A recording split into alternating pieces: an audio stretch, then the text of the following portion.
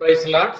நம்முடைய ஆண்டவரும் அருமை இரட்சகரும் மீட்பருமான கர்த்தராகிய இயேசு கிறிஸ்துவின் இனிய நாமத்திலே உங்களுக்கு மீண்டுமாய் வாழ்த்துக்கள் சொல்லுகிறேன். தேவனுடைய பெரிதான கிருபையினால் இந்த நல்ல நாளை காண கர்த்தருடைய கரமை மட்டும் நம்மோடு கூட இருந்ததற்காக, கர்த்தர் நம்மை வழிநடத்தி கொண்டிருப்பதற்காகவும் தேவ கரத்திலே இந்த ஆராதனை ஒப்பு கொடுத்து நாம் கர்த்தருடைய சமூகத்தில் நம்மை தாழ்த்தி நாம் ஜெபிக்கலாம். நாம் வாய்களை திறந்து கர்த்தரை நாம் ஸ்தோத்தரிப்போமாக.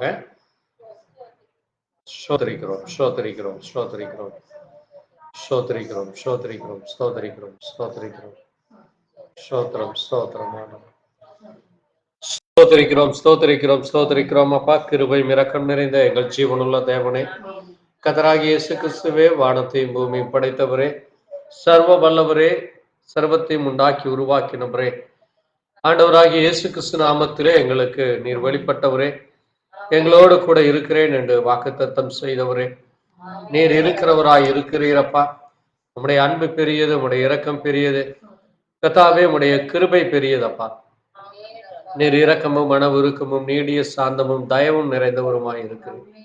அப்படிப்பட்ட மகிமையின் தேவனை, மகத்துவமானவரை, உன்னதமானவரை, பரிசுத்தம் உள்ளவரை தொழுது கொள்ள நீர் எங்களை பரிசுத்தப்படுத்தினருக்காய், உடைய இரத்தத்திலே நீர் எங்களை கழிவை பிரித்தெடுத்ததற்காய், ஆண்டவரே, எங்கள் பாவங்களற மீறலற எங்களை சுத்திகரித்ததற்காய் நன்றி சொல்லுங்கள். கர்த்தாவே, உம்முடைய கிருபை பெரியது, உம்முடைய இரக்கம் பெரியது.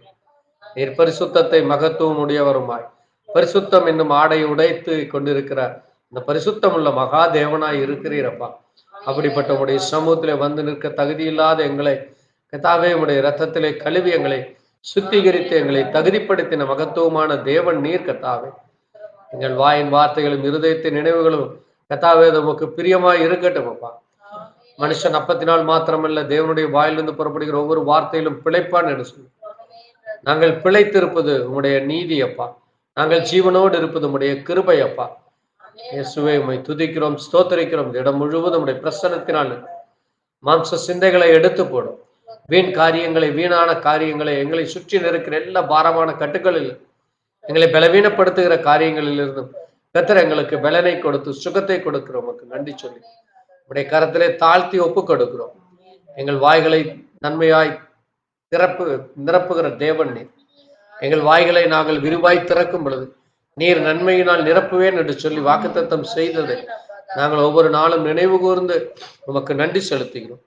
கர்த்தருடைய கரம் தொடர்ந்து எங்களுக்கு கிடைக்க வேண்டும். ஆராதனையின் துவக்கம் முதல் முடிவு வரை உடைய பிரசன்னம் இருக்கட்டும். அந்துள்ள பிள்ளைகளை பெயர் பெற நீர் ஆசீர்வதி. இம்மட்டும் வழிநடத்தின எபினேசர் எங்களை இம்மட்டுமாய் இருந்தது தொடர்ந்து நீர் எங்களோடு கூட இருந்து வழிநடத்துறக்காய் ஸ்தோத்திரிக்கிறோம். தொடர்ந்து உடைய கரம் எங்களோடு கூட இருக்கட்டும். நீரே மகிமைப்படும். மீதியான வேலை முழுவதும் பொறுப்படுத்திக் கொள்ளும். இன்றைக்கு பாடும் பாடல்களிலும் ஆண்டவரே உம்மை கனப்படுத்தி மகிமைப்படுத்துகிற இந்த நேரத்திலும் இந்த ஆராதனையிலே உம்முடைய பிரசன்னம் இருக்கட்டும். தொடர்ந்து வாசித்து தியானிக்கிற சத்திய வார்த்தையின் மூலமாய் கர்த்தர் எங்களோடு கூட பேச வேண்டுமா இயேசு கிறிஸ்துவினுடைய பரிசுத்த நாமத்திலே ஆமென். கர்த்தர் தாமே மகிமைப்படுவாராக. இயேசு கிறிஸ்து நாமத்திலே உங்களுக்கு வாழ்த்துக்களை சொல்லுகிறேன். தேவனுடைய பெரிதான கிருபையினாலே இந்த வேளையிலும் அவரை நாம் பாடல் மூலமாய் மகிமைப்படுத்த இந்த நேரத்தில் பாடலை பாடி கர்த்தரை கனப்படுத்துவோம். நாம் பாடலை பாடலாம். ஸ்தோத்திரம். பாட்டு புத்தகத்திலே 40வது பாடல், என்றும் மறவா. ஸ்தோத்திரம். என்னை மறவா இயேசுநாதா, உந்தன் தயவால் என்னை நடத்தும் என்கிறார் பழைய பாடல். சகோதரி சாரால் நவ்ரோஜி எழுதின பாடல்.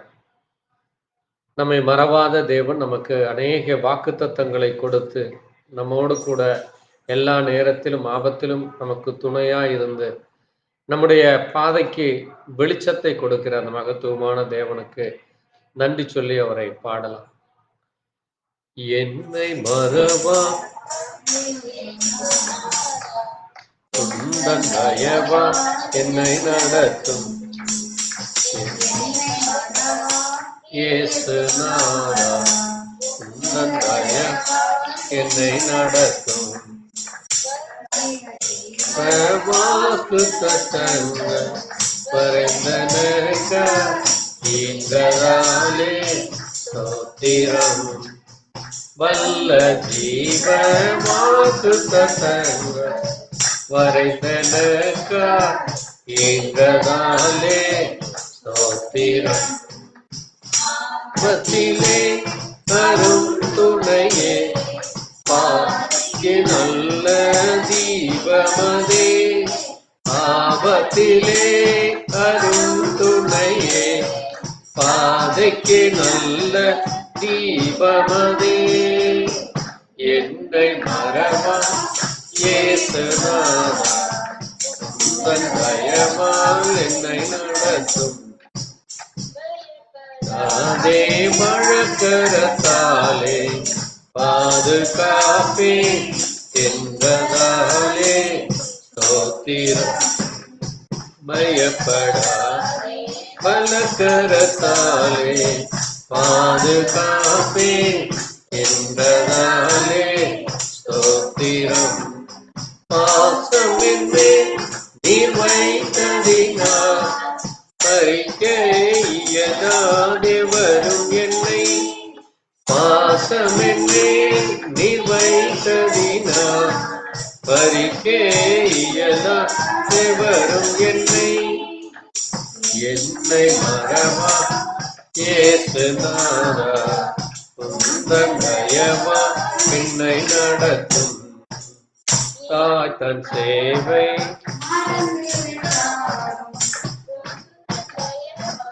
என்னை நடத்தும்.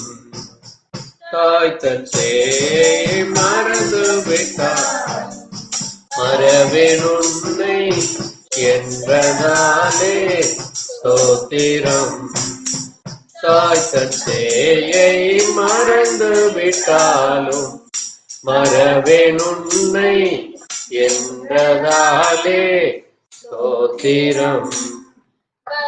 இரண்டோ உள்ளங்கையில் வல்லவாய் எந்த புகலிடமே.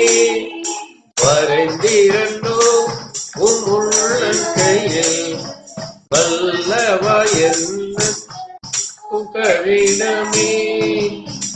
என்னை மறவா இயேசுநாதா உந்தன் தயவா என்னை நடத்தும்.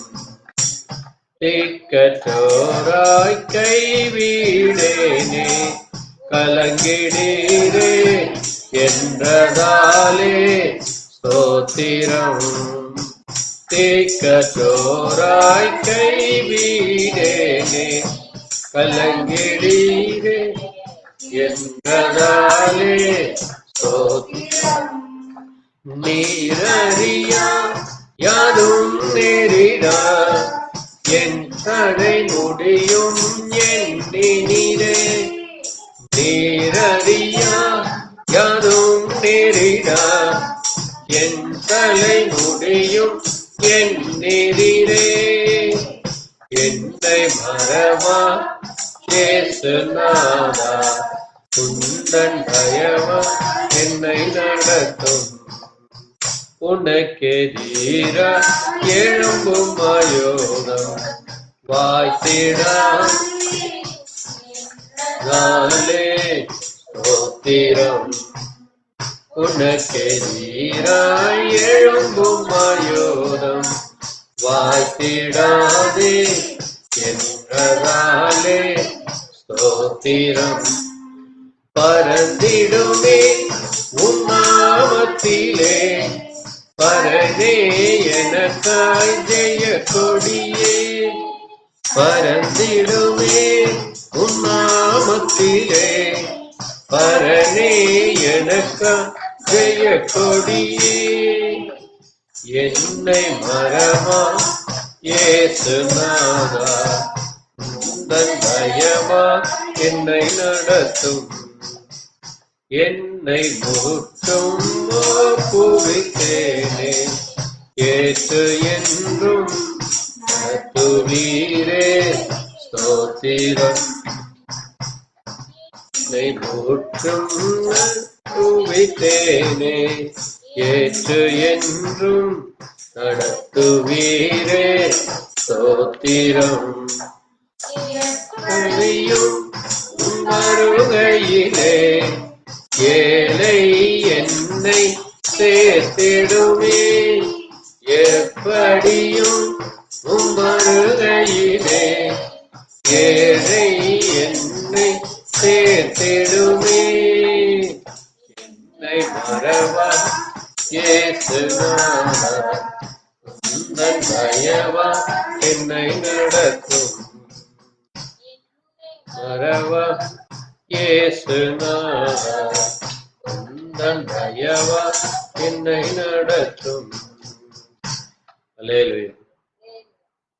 155வது பாடல். ஸ்தோத்திரம் இயேசுநாதா, உமக்கென்றும் ஸ்தோத்திரம்.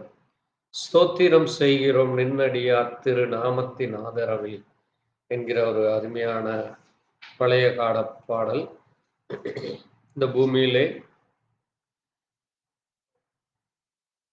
இந்த பூமி மட்டுமல்ல, பரலோகத்திலும் அவரன்றி நமக்கு வேறே தேவன் இல்லை. அவரே நமக்கு ஜீவனை கொடுத்த ஜீவநாதனாய் நமக்கு ஆற்றுதல் தேறுதல் தருகிற தேவன். அவருடைய கிருபை அது மாறாததாய் இருக்கிறது. அவருடைய இரக்கம் தயவும் அவருடைய அன்பும் அவருடைய பரிசுத்த ஆவியானவர் நம்மை புதிய வழியிலே நடத்துகிறவராய், அவருடைய இரத்தத்தினாலே நம்முடைய பாவங்களை கழுகிறவர்களாய், அது மட்டுமல்ல வானசேன தூதர்கள் சேனைகள் எப்பொழுதும் அவரை பாடி துதித்து கொண்டு இருக்கிற அந்த மகத்துவமானவருக்கு நாமும் நன்றி சொல்லி இந்த பாடலை நாம் கர்த்தரை மகிமைப்படுத்தி நாம் பாடுவோம். ஸ்தோத்திரம் இயேசுநாதா, உமக்கென்றும் ஸ்தோத்திரம் இயேசுநாதா. ஸ்தோத்திரம் இயேசுநாதா, உமக்கென்றும் ஸ்தோத்திரம் இயேசுநாதா. ஸ்தோத்திரம் செய்கேன் நின்னடியார்க்கே நாமத்தின் ஆதரவில். ஸ்தோத்திரம் செய்கேன் நின்னடியார்க்கே நாமத்தின் ஆதரவில். ஸ்தோத்திரம் இயேசுநாதா, உமக்கென்றும் ஸ்தோத்திரம் இயேசுநாதா. ஸ்தோத்திரம் இயேசுநாதா, உமக்கென்றும் ஸ்தோத்திரம் இயேசுநாதா. வானதூத சேனைகள் மனோகர கீதங்களால் எப்போதும். வானதூத சேனைகள் மனோகர கீதங்களால் எப்போதும். ஓய்வின்றி துதிக்க மாபெரும் மன்னவனே உமக்கு. ஓய்வின்றி துதிக்க மாபெரும் மன்னவனே உமக்கு. ஸ்தோத்திரம் இயேசுநாதா, உமக்கென்றும் ஸ்தோத்திரம் இயேசுநாதா. ஸ்தோத்திரம் இயேசுநாதா, உமக்கென்றும் ஸ்தோத்திரம் இயேசுநாதா. ஸ்தோத்திரம் செய்யே நின்னடியார்க்கே நாமத்தின் ஆதரவில். நின்னோதிரமதினால் திறந்த நின் ஜீவ புதுவலியாம். நின்னோதிரமதினால் திறந்த நின் ஜீவ புதுவழியாம். நின்னடியார் பிதாவின் சன்னி சேரவுமே சந்தனம். நின்னடியார் பிதாவின் சன்னி சேரவுமே சந்தனம். ஸ்தோத்திரம் ஸ்தோத்திரம் இயேசுநாதா. நின்னடியார்க்கே நாமத்தின் ஆதரவில். மகத்துவமுள்ள பதவி புழுக்கலாம் எங்களுக்கு இத்தனை மகத்துவமுள்ள பதவி புழுக்கலாம் எங்களுக்கு எத்தனை மாதயவு நின் கிருபை எத்தனை ஆச்சரியம் மாதயவு நின் கிருபை எத்தனை ஆச்சரியம் இயேசுநாதா உமக்கென்றும் ஸ்தோத்திரம் இயேசுநாதா தீரம் செய்கே நின்னடியா திருநாம ஆதரவில் தினமதிலும் ஒருமித்து கூட இன்றை தினமதிலும் ஒருமித்து கூட முன்னாமத்தில் நின் கிருபைக்காக உமக்கென்றும் ஸ்தோத்திரம் ஸ்தோத்திரமே தந்தனின் கிருபைக்காக உமக்கென்றும் ஸ்தோத்திரமே ஸ்தோத்திரம் இயேசுநாதா உமக்கென்றும் ஸ்தோத்திரம் இயேசுநாதா ஸ்தோத்திரம் செய்கே நின்னடியாதே நாமத்தின் நாத ஸ்தோத்திரம் பரலோகில் யாருண்டு ஜீவநாதா நீரல்லால் எங்களுக்கு பரலோகில் யாரும் ஜீவநாதா நீரையன்றி இகத்தில் வேறொரு தேற்றமில்லை பரமே நீரையன்றி இகத்தில் வேறொரு தேற்றமில்லை பரமே ஸ்தோத்திரம் இயேசுநாதா உமக்கென்றும் இயேசுநாதா ஸ்தோத்திரம் செய்கிறோம் நின்னடியாதே நாமத்தின் ஆதரவில் ஸ்தோத்திரம் செய்கிறோம் நின்னடியாதே நாமத்தின் ஆதரவில். அல்லேலூயா. ஆமென். கர்த்தரை நாம் கனப்படுத்தி கர்த்தர் நமக்கு எவ்வளவு பெரிதான மகத்துவமான அந்த மகிமையான காரியங்களை மகா தயவை கிருபையை ஆச்சரியமான காரியங்களை நமக்கு செய்து வந்திருக்கிறார்.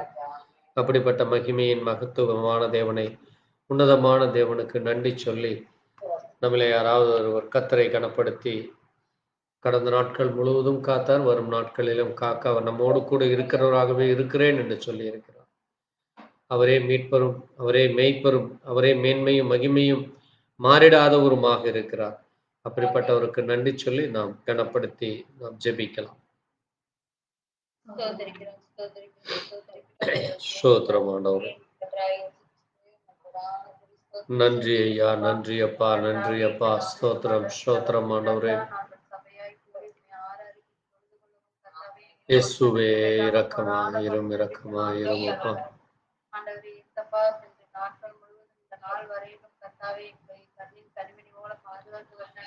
இயேசப்பா ஸ்தோத்திரம் ஸ்தோத்திரமானவரே ஸ்தோத்திரமானவரே. நன்றி ஐயா, நன்றி அப்பா. ஆமென் ஆமென். ஸ்தோத்திரம் ஸ்தோத்திரம் ஆண்டவரே, துதிக்கிறோம் துதிக்கிறோம்.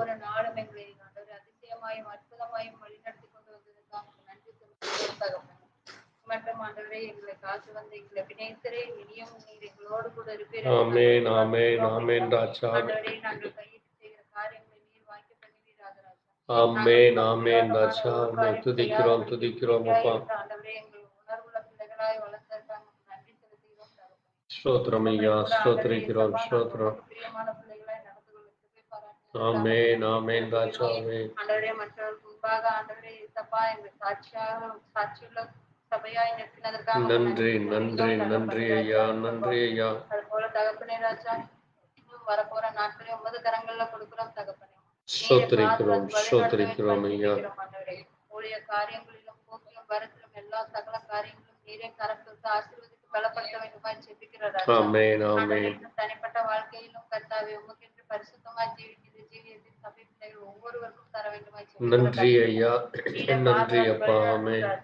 ஆண்டவரே உமது வருகையில தகப்பனே நாங்கள் ஒவ்வொருவரும் ஸ்தோத்திரிக்கிறோம் ஸ்தோத்திரிக்கிறோம் அப்பா. பார்க்கத்தக்க கிருபை எங்களுக்கு தந்ததற்காக நன்றி செலுத்துகிறோம். நன்றி ஐயா. ஆமென். ஆண்டவரே உமது ஜீவ கிரீடத்தை பெற்றுக்கொள்ள தகுதியுள்ள பிள்ளைகளாய் நீர் எங்களை மாற்றினதற்காக நன்றி செலுத்துகிறோம் அப்பா. நன்றி அப்பா.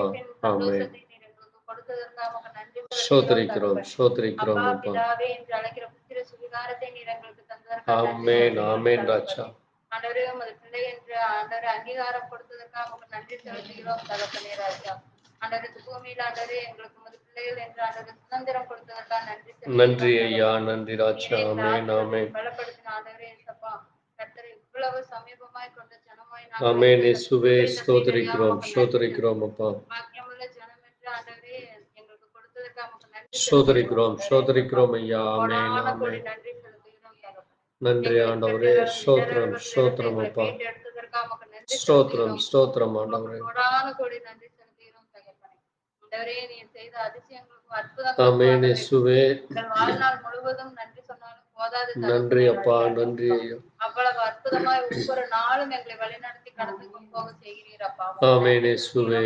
ஸ்தோத்திரம் ஸ்தோத்திரம் ஆண்டவரே. மேன்மையும் ஆண்டவரே நாங்கள் கடைசி பரியந்தம் வரைக்கும் காத்துக்கொள்ள கர்த்தாவே நீங்க கிருபை நன்றி அப்பா. ஸ்தோத்திரிக்கிறோம் ஸ்தோத்திரிக்கிறோம் ஸ்தோத்திரிக்கிறோம். ஆண்டவரே இடரெல்லாம் போகாதபடிக்கு என் தேவன் தாமே எங்களோடு உடனிருந்து வழிநடத்த வேண்டும். ஆமென் இயேசுவே. ஸ்தோத்திரம் ஸ்தோத்திரம். நாங்கள் ஜெபிக்கத்தக்க கிருபை நீர் எங்களுக்கு ஆமென் ஆமென் ராஜா. நாங்கள் அதை காத்துக்கொள்ள கிருபை பாராட்டுங்க இயேசுப்பா. நன்றி அப்பா. தயவினால ஆண்டவரே நாங்கள் ஒவ்வொரு நாளும் ஜீவித்துக் கொண்டிருக்கிறோம் தகப்பனே. ஆண்டவரே அந்த இயேசுவே. பெற்றுக்கொள்ளத்தக்க கிருபையும் பாக்கியமும் நீர் ஆமென் ஆமென் ராஜா. நாங்கள் அதை காத்துக்கொள்ள கிருபை பாராட்ட வேண்டுமாய் ஜெபிக்கிறோம்ப்பா. உதவி நன்றி ஆண்டவரே, நன்றி அப்பா. கூடாத காரியம் தான் தேவனால் எல்லாம் கூடும் என்று ஆமென் ஆமென் ராஜா. நீரே எங்களோடு உடன் இருந்து பரிசுத்த ஆவியானவரே நீர் எங்களுக்குள்ளாக இருந்து வேண்டுமாய் ஜெபிக்கிறோம்ப்பா. நன்றி நன்றி கர்த்தா. காரியங்களும் அந்த கரங்களை ஒப்புக் கொடுக்கிறோம். நீரே ஸ்தோத்திரம் ஸ்தோத்திரம் அப்பா. மேய்ப்பரும் ரட்சகருமான ஆண்டவராகிய இயேசு கிறிஸ்து வல்லமையுள்ள நாமத்தினாலே ஜெபிக்கிறேன் எங்கள் ஜீவனுள்ள நல்ல பிதாவே. ஆமென். தேவன் நம் ஜெபத்தை கேட்டதற்காய் ஸ்தோத்திரிப்போம். ஸ்தோத்திரம் அப்பா, ஸ்தோத்திரம் அப்பா. எங்கள் ஜெபத்தை கேட்டதற்காய் ஸ்தோத்திரம். எங்கள் ஆண்டவரே கர்த்தாவே, உதடுகளின் கனியாகிய ஸ்தோத்திர பலியை செலுத்த நீர் கிருபை கொடுத்ததற்காய் ஸ்தோத்திரிக்கிறோம் அப்பா. நன்றி ஐயா, நன்றி ஐயா, நன்றி அப்பா. உடைய அன்பு பெரியது, உடைய இரக்கம் பெரியது, உடைய தயவு பெரியது. நீர் எங்களை ஆசீர்வதித்து வழிநடத்தி கொண்டிருப்பதற்காய் மே துதிக்கிறோம் துதிக்கிறோம் துதிக்கிறோம் கர்த்தாவே. மை ஸ்தோத்திரிக்கிறோம். உடைய இரக்கத்தினாலும் மன உருக்கத்தினாலும் எங்களை நீ தெரிந்தெடுத்ததற்காய் ஸ்தோத்திரிக்கிறோம் அப்பா. நல்ல வேளையில் உடைய கரம் தொடர்ந்து வழி நடத்தும். உம்மை ஆராதிக்க தொழுதுகொள்ள நீர் கொடுத்த இந்த நேரத்திற்காய் நன்றி சொல்லி உடைய கரத்திலே தாழ்த்தி தேசத்தை, ஜனங்களை, ஆளும் அதிகாரிகளை, அன்றே இந்த பூமியிலே காணப்படுகிற எல்லா அக்கிரமங்கள், பாவங்கள், மீறுதலுக்காக மரித்த தேவனாகி உமக்கு நன்றி சொல்லி அவருடைய பாவத்தை மன்னிக்கிற தேவனாய், அக்கிரமத்தை மீறுதலை மன்னிக்கிற தேவனாய், இனியும் பாவம் செய்யாதே என்று சொல்லி ஆண்டவரே உணர்வுள்ளவராய் மாற்றுவதற்காய் ஸ்தோத்திரிக்கிறோம். தேவ கிருபை தொடர்ந்த ஒவ்வொரு பிள்ளைகளுக்கும் கிடைக்கும். நீரே மகிமைப்படும். இயேசு கிறிஸ்துவின் நாமத்திலே ஆமென்.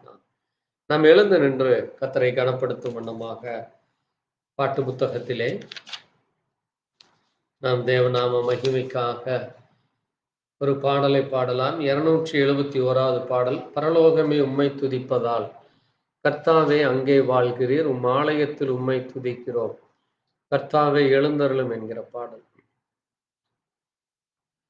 பரலோகமே உம்மை துதிப்பதால் கர்த்தாவே அங்கே வாழ்கிறீர், உம் ஆலயத்தில் உம்மை துதிக்கிறோம், கர்த்தாவே எழுந்தருளும். பரலோகமே உம்மை துதிப்பதால் கர்த்தாவே அங்கே வாழ்கிறீர், உம் ஆலயத்தில் உம்மை துதிக்கிறோம், கர்த்தாவே எழுந்தருளும். துதிக்கிறோம் துதிக்கிறோம், ஒன்றாக கூடி துதிக்கிறோம். அல்லேலூயா துதிக்கிறோம் துதிக்கிறோம், ஒன்றாக கூடி துதிக்கிறோம். பரலோகமே உம்மை துதிப்பதா, கர்த்தாவே அங்கே வாழ்கிறே. உம் ஆலய உம்மை துதிக்கிறோம், கர்த்தாவே எழுந்தருளும். உந்தன் நாமம் உயர்த்தும் இடத்தில் அங்கே வாசம் செய்வீர். உந்தன் நாமம் உயர்த்தும் இடத்தில் அங்கே வாசம் செய்வீர். துதிக்கிறோம் துதிக்கிறோம், ஒன்றாக கூடி துதிக்கிறோம். அல்லேலூயா துதிக்கிறோம் துதிக்கிறோம், ஒன்றாக கூடி துதிக்கிறோம். பரலோகமே உம்மை துதிப்பதா, கர்த்தாவே அங்கே வாழ்கிறே. உம் ஆலயத்தில் உம்மை துதிக்கிறோம், கர்த்தாவே எழுந்தருளும். உம்மை போலொரு தெய்வம் இல்லை, சர்வ வல்லவரே. உம்மை போலும் தெய்வம் இல்லை, சர்வ வல்லவரே. துதிக்கிறோம் துதிக்கிறோம், ஒன்றாக கூடி துதிக்கிறோம். அல்லேலூயா துதிக்கிறோம் துதிக்கிறோம், ஒன்றாக கூடி துதிக்கிறோம். பரலோகம் உம்மை துதிப்பதால், கர்த்தாவே அங்கே வாழ்கிறே.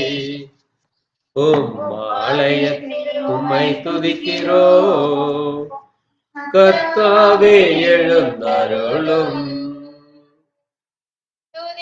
கனமும் மகிமை எல்லாம் உமக்கே செலுத்துகிறோம். துதியும் கனமும் மகிமை எல்லாம் உமக்கே செலுத்துகிறோம். துதிக்கிறோம் துதிக்கிறோம், ஒன்றாக கூடி துதிக்கிறோம். அல்லேலூயா துதிக்கிறோம், ஒன்றாக கூடி துதிக்கிறோம். பரலோகமே உம்மை துதிப்பதால், கர்த்தாவே அங்கே வாழ்கிறே. உம் ஆலயத்தில் உம்மை துதிக்கிறோம், கர்த்தாவே எழுந்தருளும். அல்லேலூயா ஆமென். கர்த்தர் தாமே மகிமைப்படுவாராய். நாம் ஒரு நிமிஷம் நின்ற வண்ணமாக நாம் ஜெபித்து கர்த்தருடைய கரத்திலே இந்த ஆராதனை ஒப்பு கொடுத்து தொடர்ந்து வேத புத்தகத்தை வாசித்து நாம் செய்திக்குள்ளாய் கடந்து செல்லலாம். கர்த்தர் தாமே கடந்த நாட்களிலே மகன் ஈசாக்கு தன்னுடைய பிறந்த நாளை கொண்டாட தேவ கிருபை கொடுத்தார். அதுபோல கடந்த மாதத்திலே அநேக காரியங்களை நம்ம ஒருவருக்கும் அவர் செய்திருக்கிறார். இந்த வாரமும் தேவன் பெரிதான கிருபைகளை செய்ய அவர் நமக்கு பெரிதான காரியங்களை செய்ய போறதுக்காக கர்த்தருக்கு நன்றி சொல்லி நாம் ஸ்தோத்தரித்து நாம் ஜெபிக்கலாம். நாம் ஜெபிப்போம். ஸ்தோத்தரிக்கிறோம் ஸ்தோத்தரிக்கிறோம் ஸ்தோத்திரம் அப்பா. கிருபையும் இரக்கம் நிறைந்த எங்கள் ஜீவனுள்ள தேவனே, கர்த்தராகிய இயேசு கிறிஸ்துவே, உடைய அன்பு பெரியது, உடைய இரக்கம் பெரியது, உடைய தயவு பெரியது. எங்களை மட்டும் ஆசீர்வதித்து வழி நடத்தினேன். மகிமையும் மகத்துவம் உள்ளவர், அற்புதமானவர், அதிசயமானவர், ஆலோசனை கர்த்தர் நீரே ஆண்டவரே. உம்மை துதிக்கிறோம் துதிக்கிறோம் துதிக்கிறோம் துதிக்கிறோம் துதிக்கிறோம் துதிக்கிறோம் துதிக்கிறோம் அப்பா. உடைய இரக்கம் பெரியது, உடைய அன்பு பெரியது, அது மாறாததாக இருக்கிறது கர்த்தாவே. இயேசுவே, எங்கள் உதடுகளை எங்கள் வாயின் வார்த்தைகளை பரிசுத்தப்படுத்துறதுக்காய், எங்கள் நினைவுகள் சிந்தனைகளை பரிசுத்தப்படுத்துறதுக்காய் ஸ்தோத்திரம் அப்பா. கனப்படுத்துகிறோம், மகிமைப்படுத்துகிறோம் அப்பா. இந்த நல்ல வேளையிலே தேவனே, இதோ கடந்த வாரம் முழுவதும் எங்களை காத்தீர், கடந்த மாதங்கள் முழுவதும் எங்களை காத்தீர். இதோ இந்த மாதத்திலே 21 நாட்கள் கர்த்தர் எங்களோடு கூட இருந்து இந்த 22ஆம் நாளிலே உம்முடைய சமூகத்திலே வர, இந்த வாரத்தின் முதலாம் நாள் உடைய கரத்திலே வர தேவ கிருபை எங்களுக்கு கொடுத்ததற்காய் ஸ்தோத்திரம். ஆண்டவரே, நீர் வருஷத்தை நன்மையால் முடிசூட்டுகிறது.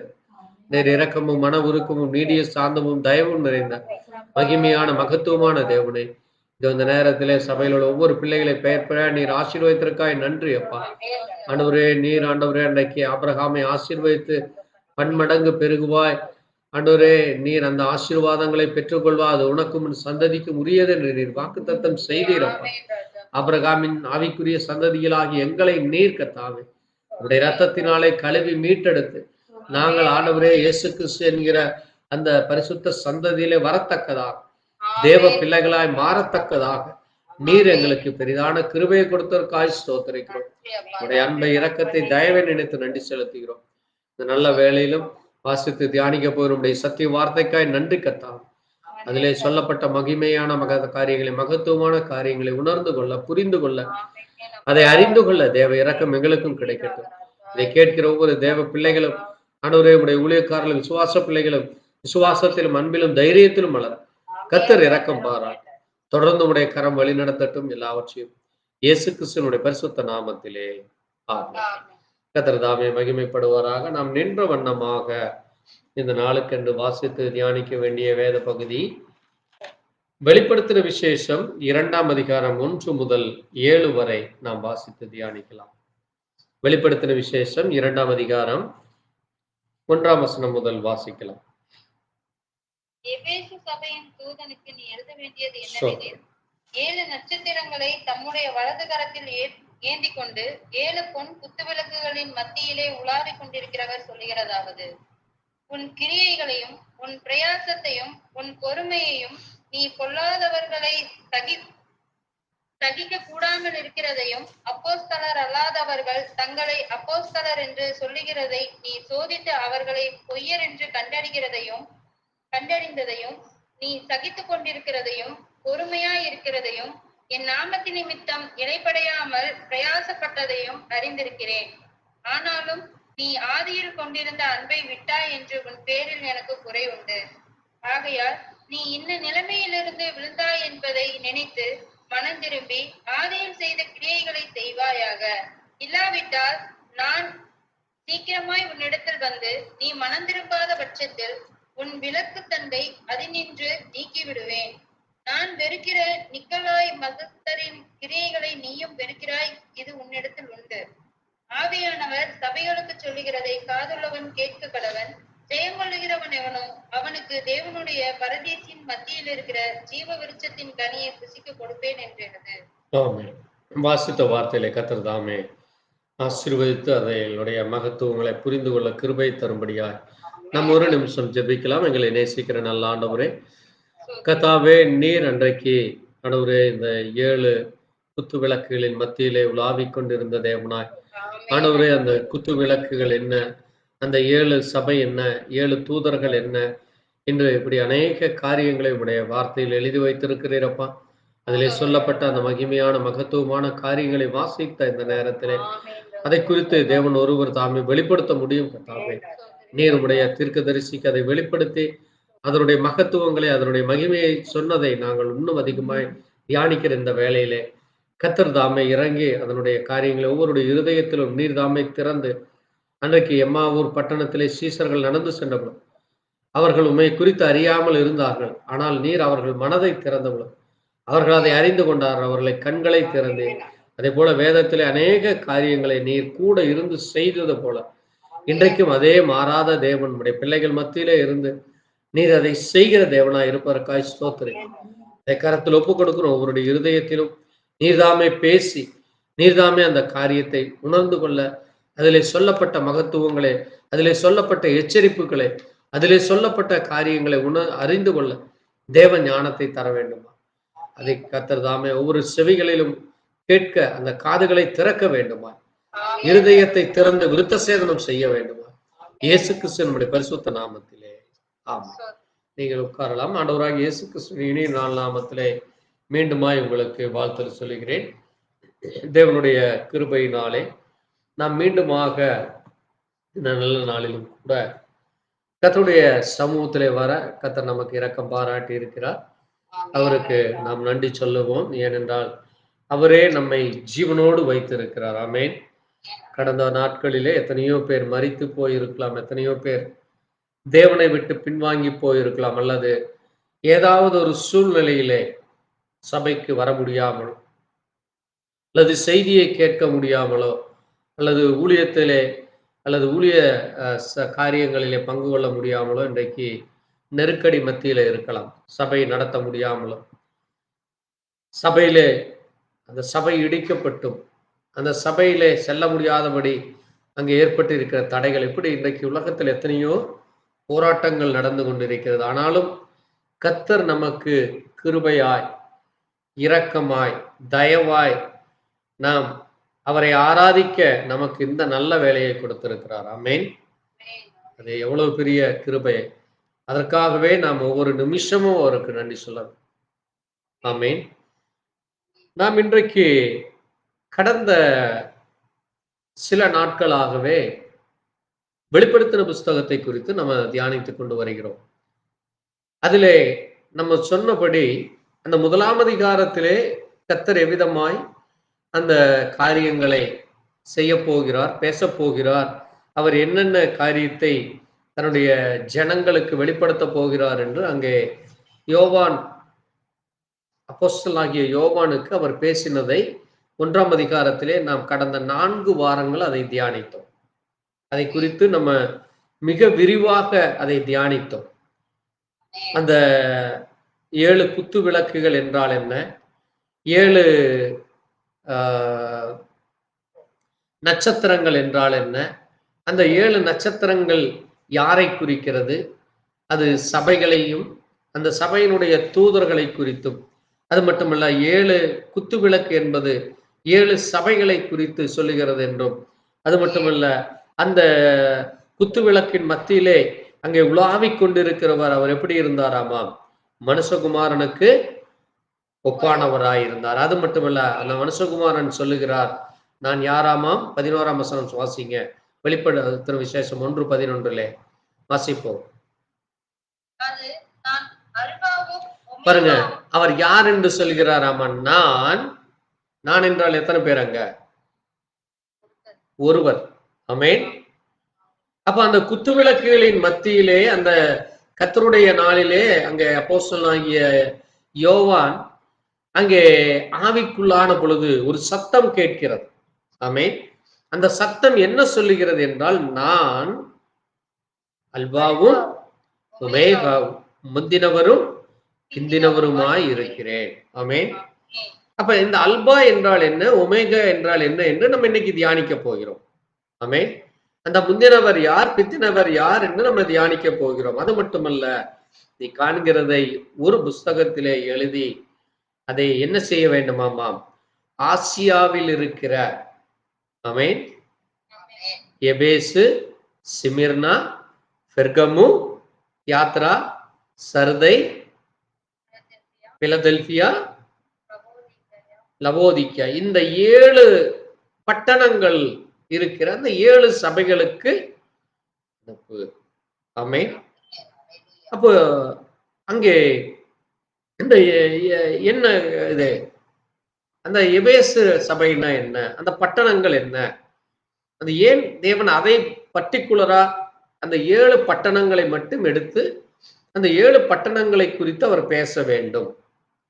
அந்த பட்டணத்தில் இருக்கிற அந்த சபைகளுக்கு என்ன முக்கியமான விசேஷம் இருக்கிறது, அது அந்த பட்டணத்திலே அந்த சொல்லப்பட்ட அந்த சபைக்கு மட்டுமானதா அல்லது எல்லாருக்கும் உரியதா என்று நம்ம இன்னைக்கு என்ன செய்ய போகிறோம், விரிவாக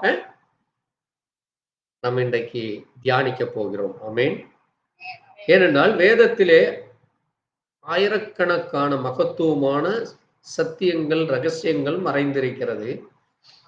அதை தேவன் இந்த கடைசி நாட்களிலே எல்லாவற்றையும் அவர் விவரித்து சொல்லுகிறார். ஆமென். அநேக ரகசியங்கள் அங்கே மறைக்கப்பட்டிருந்தது. அது அநேக ரகசியங்கள் அநேகருக்கு தெரியாமல் அங்கே போனது. அதைத்தான் தானியேல் இடத்திலே சொல்லும் பொழுது, இதை நீ என்ன செய், முடிவு பரியந்தம் புதை பொருளாய்வை, கடைசி நாட்களிலே அது சொல்லப்படும். கடைசி நாட்களிலே அது சொல்லப்படும் என்று அங்கே நம்ம வாசிக்கிறோம். வாசிங்க, ஒரு நிமிஷம் வாசிக்கலாம். ஏன்னா நம்ம எப்பவுமே வேதத்தை ஒரு முறைக்கு 1000 முறை வாசித்தாலும் மறந்து போகிறவங்க, என்ன செய்ய முடியும்? வாசிக்கலாம். வாசிப்போம். தானியேல் 12:9 வாசிக்கலாம்.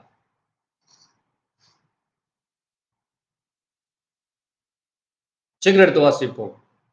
அதற்கு அவன், ஆ, தானியேலே, ஆ, போகலாம். ஆ, இந்த வார்த்தைகள் முடிவு காலம் மட்டும் ஆ, புதைபொருளாக வைக்கப்பட்டும் ஆ. உச்சரிக்கப்பட்டும் இருக்கும். போதும். என்ன செய்ய வேண்டுமாமா? இந்த வார்த்தைகள் புதைபொருளாகவும் என்னவாக இருக்குமாமா? உச்சரிக்கப்படும். முத்திரிக்கப்பட்டும் இருக்கிறது. 2 காரியம். அது ஒரு புதைபொருள், அது ஒரு ட்ரெஷர் அப்படின்னு சொல்லுவாங்க. அது ஒரு என்னது? ஒரு பெட்டகத்திலே வைக்கப்பட்ட ஒரு ஒரு புதைபொருள். அது மறைத்து வைக்கப்படுகிறது. அது மட்டுமல்ல, அது மறைக்கப்பட்ட புதைபொருள் மட்டுமல்ல, அது சீல்டு, முத்திரிக்கப்பட்டது. அது என்ன செய்யப்பட்டிருக்கிறது? சீல் வைக்கப்பட்டிருக்கு. எப்படி போஸ்ட் ஆபீஸ்ல இருந்து ஒரு லெட்டர் போஸ்ட்மேன் கொண்டு வந்தா அவர் என்ன செய்வார்? அதைய அனுப்புறவங்களே சீல் வச்சு தான் அனுப்புவாங்க. அப்படித்தானே? நம்ம என்ன செய்ய மாட்டோம்? ஒரு லெட்டர் எழுதி திறந்து, இந்த போஸ்ட்மேன் நீ படிச்சுக்க, போஸ்ட் ஆபீஸ்ல வேலை செஞ்சு நல்லா படிச்சுக்கன்னு சொல்லி திறந்தா கையில கொடுக்குறோம். அப்படி இல்ல. அந்த அந்த கவரை என்ன செய்வோம்? ஒரு கவருக்குள்ள போட்டு அந்த கவரை பேஸ்ட் வச்சு ஒட்டி யாருக்கு போய் சேரணுமோ அவர் பெயர் எழுதி நம்ம பத்திரமா அனுப்புவோம். அவ்வளவு ஞானம் இருக்கிற நம்மளே அப்படி செய்யறப்ப தேவன் அதை விட இன்னும் அதிகமாக அதை பொறுப்படுத்திக் கொள்வார். ஆமென். அப்ப பாருங்க, தேவன் தன்னுடைய பிள்ளைகளுக்கு என்று ஒரு சில காரியங்களை மிகவும் மறைபொருளாக, மிகவும் அது சீல்டு ஒன்னாக பேக் பண்ணி அது முத்தரிக்கப்பட்ட ஒன்றாக வைத்திருக்கிறார். எப்போ மட்டுமாமா? முடிவு காலம் மட்டும். எவ்வளவு நாள் வரைக்கும்? முடிவு காலம். அப்போ இப்ப நம்ம எந்த காலத்தில் இருக்கிறோம் என்று சொல்லுகிறோம்? அங்கே யூதர்களுக்கு ஒரு காலம் வந்தது, இஸ்ரவேல் ஜனங்களுக்கு ஒரு காலம் வந்தது. தேவன் அந்த ஜனங்கள் மத்தியிலே வந்த பொழுது அவர்கள் அவரை என்ன செய்யவில்லை? ஏற்றுக்கொள்ளவில்லை. அதனால அது அவங்களுக்கு ஒரு எண்ட் டைமாக இருந்தது. அதே போல இந்த பிரஜாதைகளாகிய நமக்கும் இந்த 2000 ஆண்டுகளாக தேவன் என்ன கொடுத்திருந்தாரு? நம்முடைய முன்னோர்களுக்கு இந்தியா மட்டுமல்ல, முழு உலகத்திற்கும் இந்த செய்தியானது கொண்டு செல்லப்பட்டது. என்ன என்று? இயேசு கிறிஸ்து தேவன், அவரை நம்புங்க. நீங்க உலகத்திலே பார்க்கிற காரியங்களோ உலக காரியங்களையோ அல்ல, நான் உங்களுக்காக உங்களுடைய பாவத்தை மன்னித்து நீங்க என்னை ஏற்றுக்கொண்டு என்னை நம்பி நான் சொன்னபடி நீங்கள் நடந்தால் நான் உங்களுக்கு என்ன தருவேன்? என்ன தருவேன்? நித்திய ஜீவனை தருவேன். ஆமென். அப்ப அந்த ஜீவன் என்றென்றைக்கும் இருக்கிறது, அது உங்களுக்குள்ளே இருக்கிறது. அதை நீங்க பெற்றுக்கொள்ள நான் உங்களுக்குள்ளே வர வேண்டும். ஆமென். அது உங்களுக்குள்ள இருக்கிறது என்பது அடையாளம் நான் உங்களுக்குள்ள இருப்பது. ஆமென். அதான் தேவ பிள்ளைகளுக்கும் மற்றவர்களுக்கும் உரிய வித்தியாசம். மற்றவர்களுக்குள்ள யாரு கிடையாது? யார் இல்ல? தேவன் இல்லை. பாருங்க, அங்கே தங்கள் தேவனை அறிந்திருந்து ஜனங்கள் திடம் கொண்டு அதற்கேற்றபடி செய்வார்கள் என்று தானியேல் 11:32 கடைசி வார்த்தை சொல்லுது. தங்கள் தேவனை அறிந்திருக்கிற ஜனங்கள் திடங்கொண்டு அதற்கேற்றபடி செய்வார்கள். 35 சொல்லி பாருங்க, முடிவு கால பரியந்தம் இப்படி இருக்கும், குறித்த காலம் வர இன்னும் நாள் செல்லும். அப்ப அதனாலதான் இந்த 2000 ஆண்டுகளாக புறஜாதிகளாகிய நம்முடைய முன்னோர்களுக்கு அநேக சத்தியங்களை, அநேக காரியங்களை தேவன் வேதத்திலே வைத்து அவர்கள் அதை என்ன செய்ய முடியல? அதனுடைய மகத்துவங்களை அறிந்து கொள்ள முடியல. ஆனால் தேவன் நமக்கு இந்த கடைசி காலத்திலே லவோதிக்க சபையின் தூதனை அனுப்பி அந்த தூதன் மூலமாக தேவன் நமக்கு எல்லா காரியத்தை செய்து வெளிப்படுத்தினார். ஆமென். அந்த லவோதிக்க சபை தூதன் யார் என்று வரும் நாட்களில் நம்ம தியானிக்க போறோம். அதற்கு முன்பாக இந்த எபேசு சபை என்று முதல் சபையை குறித்து நம்ம இன்னைக்கு தியானிக்க போகிறோம். ஆமென். அப்ப இந்த எபேசு சபை ஏன் சபை இருக்க வேண்டும்?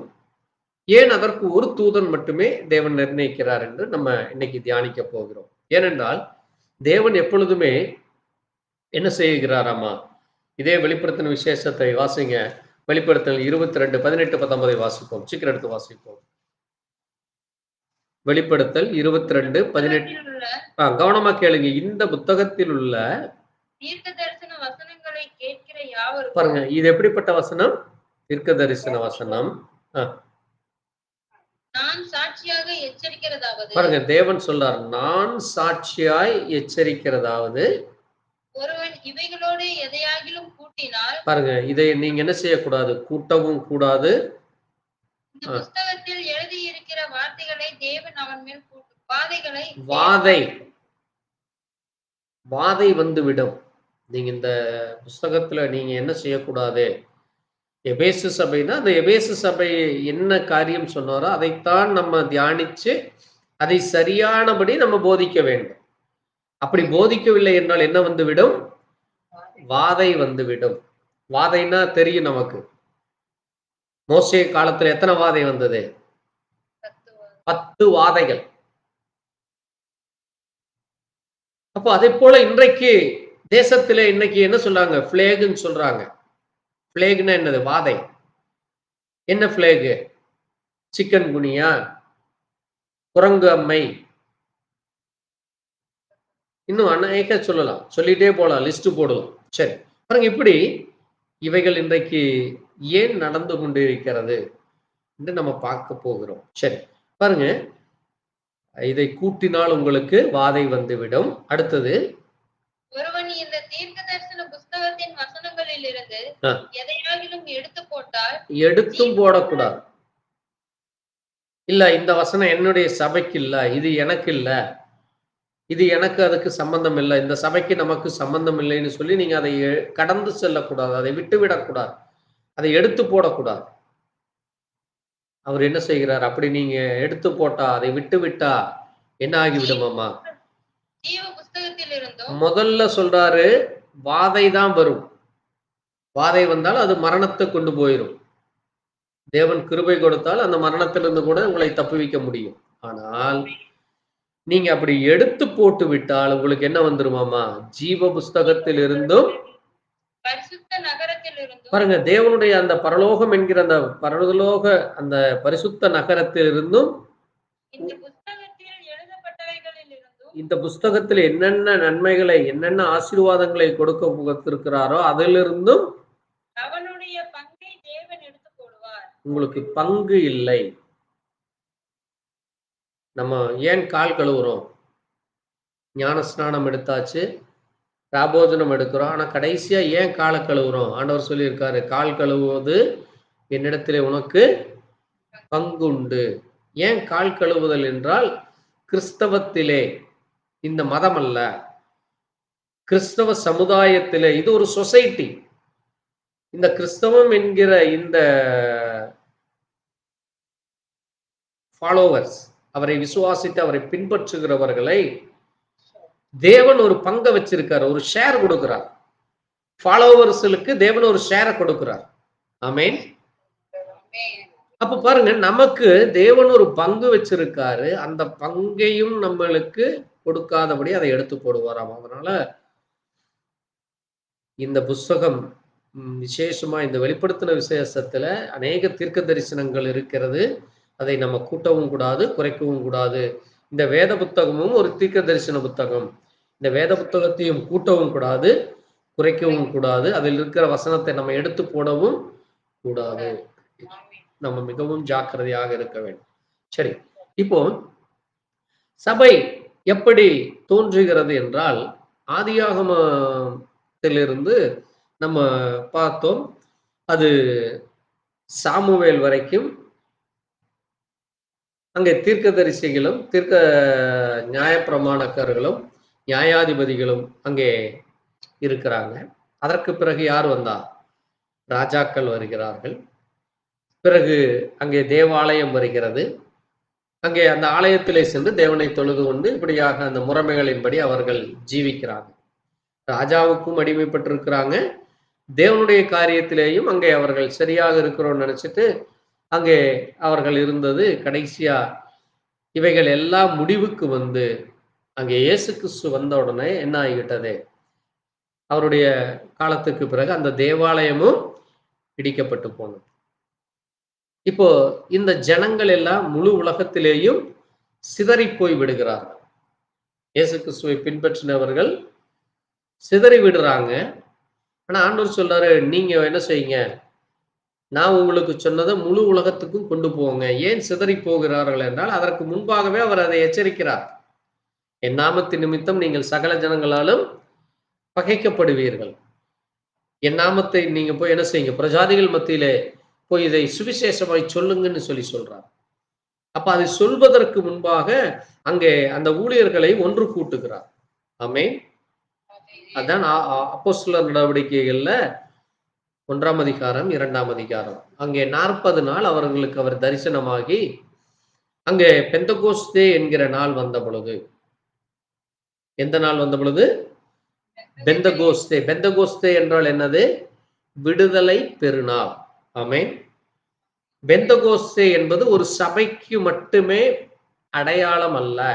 இன்னைக்கு நிறைய பேர் நீங்க என்ன அப்படின்னு கேட்டா, நான் ஆர்சிக்காரங்க, இல்ல பெந்தகோஸ்தேன்னு சொல்றாங்களே, இல்லைங்க எங்களுக்கு பெந்தகோஸ்தேக்கு சம்பந்தம் இல்ல, நாங்க யாரு? RC, Roman Catholic. அப்ப நீங்க யாரு? நாங்க வந்து CSI, church of South India, நாங்க வந்து லுத்ரன், நாங்க வந்து பிலதெல்பியன், நாங்க வந்து நாங்க வந்து மெத்தடிஸ்ட், இல்ல நாங்க பேப்டிஸ்ட், நாங்க பிரதரின் சபை. இப்படி ஒவ்வொருவரும் ஒவ்வொரு பேரை, இன்றைக்கு இது போல 900 பேர் இருக்கு வச்சுக்கொண்டு அவர்கள் அது ஒரு காரியம், அது ஒரு என்று அங்கே பிரிவினை கொண்டிருக்கிறாங்க. ஏன் இந்த பிரிவினை வந்தது என்று நம்ம இன்னைக்கு தியானிக்க போகிறோம். அதெல்லாமே வேதத்தில் இருக்கு. ஆனால் இந்த இயேசு கிறிஸ்துவுடைய சீசர்கள் என்று சொல்கிறவர்கள் முதலாக துவங்கப்பட்ட நாள் எந்த நாள்? அது பெந்தகோஸ்தே நாள். ஆமென்.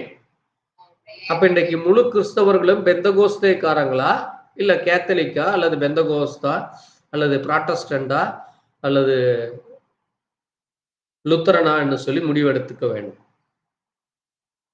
இன்னைக்கு தங்களை வித்தியாசமா பேர் சொல்றதில் ஒரு பெருமைப்பட்டுக்கிறார். ஆனால் நாம் என்ன சொல்லுகிறோம்? நாங்கள் வேதத்தை விசுவாசிக்கிற வேத விசுவாசிகளாகிய பெந்தகோஸ்தே காரர்கள். ஆமென். ஏனென்றால் நாங்கள் விடுதலை பெற்றவர்கள், நாங்கள் தேவனுடைய பிள்ளைகள். தேவ நாமத்தை, கர்த்தராகிய இயேசு கிறிஸ்து நாமத்தை எப்படி அங்கே அப்போஸ்தலர் 2:38 பேதுரு அங்கே பரிசுத்தாவியை பெற்றுக்கொண்டு பரிசுத்தாவியானவர் அவர் மேல் வந்து அமர்ந்த பொழுது அங்கே பேதுரு எழுந்து நின்று அவர்கள் மத்தியிலே பேசுகிறார். அந்த அப்போஸ்தலர் 2ஆம் அதிகாரத்தை நம்ம வாசித்து இருக்கிறோம். எழுந்து நின்று பேசின பொழுது அங்க இருந்த அந்த எல்லா ஊர்க்காரங்களும் அங்க இருக்கிறாங்க. அந்த ஒரு நிமிஷம் நம்ம வாசிக்கலாம், அந்த வார்த்தையை மட்டும் வாசிங்க. அங்க எத்தனை ஊர்க்காரங்க இருந்தாங்கன்னு பாருங்க. அந்த ஊர்க்காரங்க எல்லாருமே என்ன செய்கிறாங்க? சீக்கிரம் எடுத்து வாசிப்போம். 8ஆம் வசனத்திலிருந்து வாசிங்க. 7-8 சீக்கிரம் வாசிங்க. எல்லாரும் பிரமித்து ஆச்சரியப்பட்டு ஒருவரை ஒருவர் பார்த்து, இதோ பேசுகிற இவர்கள் எல்லோரும் கலிலேயர். பாருங்க, அங்க பேசுகிறவர்கள் கலிலேயர்கள். அங்க இருக்கிறது எல்லாருமே யாரு? கலிலேயர்கள். ஆனால் பரிசுத்தாவியானவர் அவர்கள் மேல் வந்த பொழுது, அங்க இருக்கிற அந்த 120 பேர் மேலே பரிசுத்தாவியானவர் வந்து அமர்ந்த பொழுது, அந்த 120 பேரும், இப்போ ஒரு உதாரணத்துக்கு நம்ம எல்லாருமே என்ன சொல்றோம்? நம்ம எல்லாம் தமிழர்கள் என்று சொல்றோம், திராவிடர்கள்னு சொல்றோம். ஆனா இப்ப நம்ம வந்து ஒரு 120 பாஷை, 120 பேரு அங்கே வித்தியாசமான பாஷை பேசுறாங்க. என்னென்ன பாஷைன்னு கேளுங்க, வாசிப்போம். அப்படி இருக்க நம்மில் அவரவர்களுடைய ஜென்ம பாஷைகளிலே இவர்கள் பேச கேட்கிறோமே, இது எப்படி? பாருங்க, அதுல என்னென்ன ஜென்ம பாஷைன்னு பாருங்க. பார்த்தர், முதலாவது பார்த்தர், இரண்டாவது மேதரும், எலாமீத்தரும், மெசபத்தோபியா, யூதேயா, கப்பத்தோகியா, பொந்து, ஆசியா, பிரிகியா, பம்பிலியா, எகிப்து, என்னும் தேசத்தார்களும் சீரனே, லிபியா, அடுத்தது ரோமாபுரி, யூதர், கிரேக்கர், அரேபி, இப்படி 18 பாஷைக்காரர்கள் அங்க இருக்கிறாங்க. இந்த இத்தனை பாஷையிலையும் அவங்க இந்த ஒரே பாஷைக்காரர்கள் இத்தனை பாஷையிலையும் எல்லாரும் பேசுறாங்க.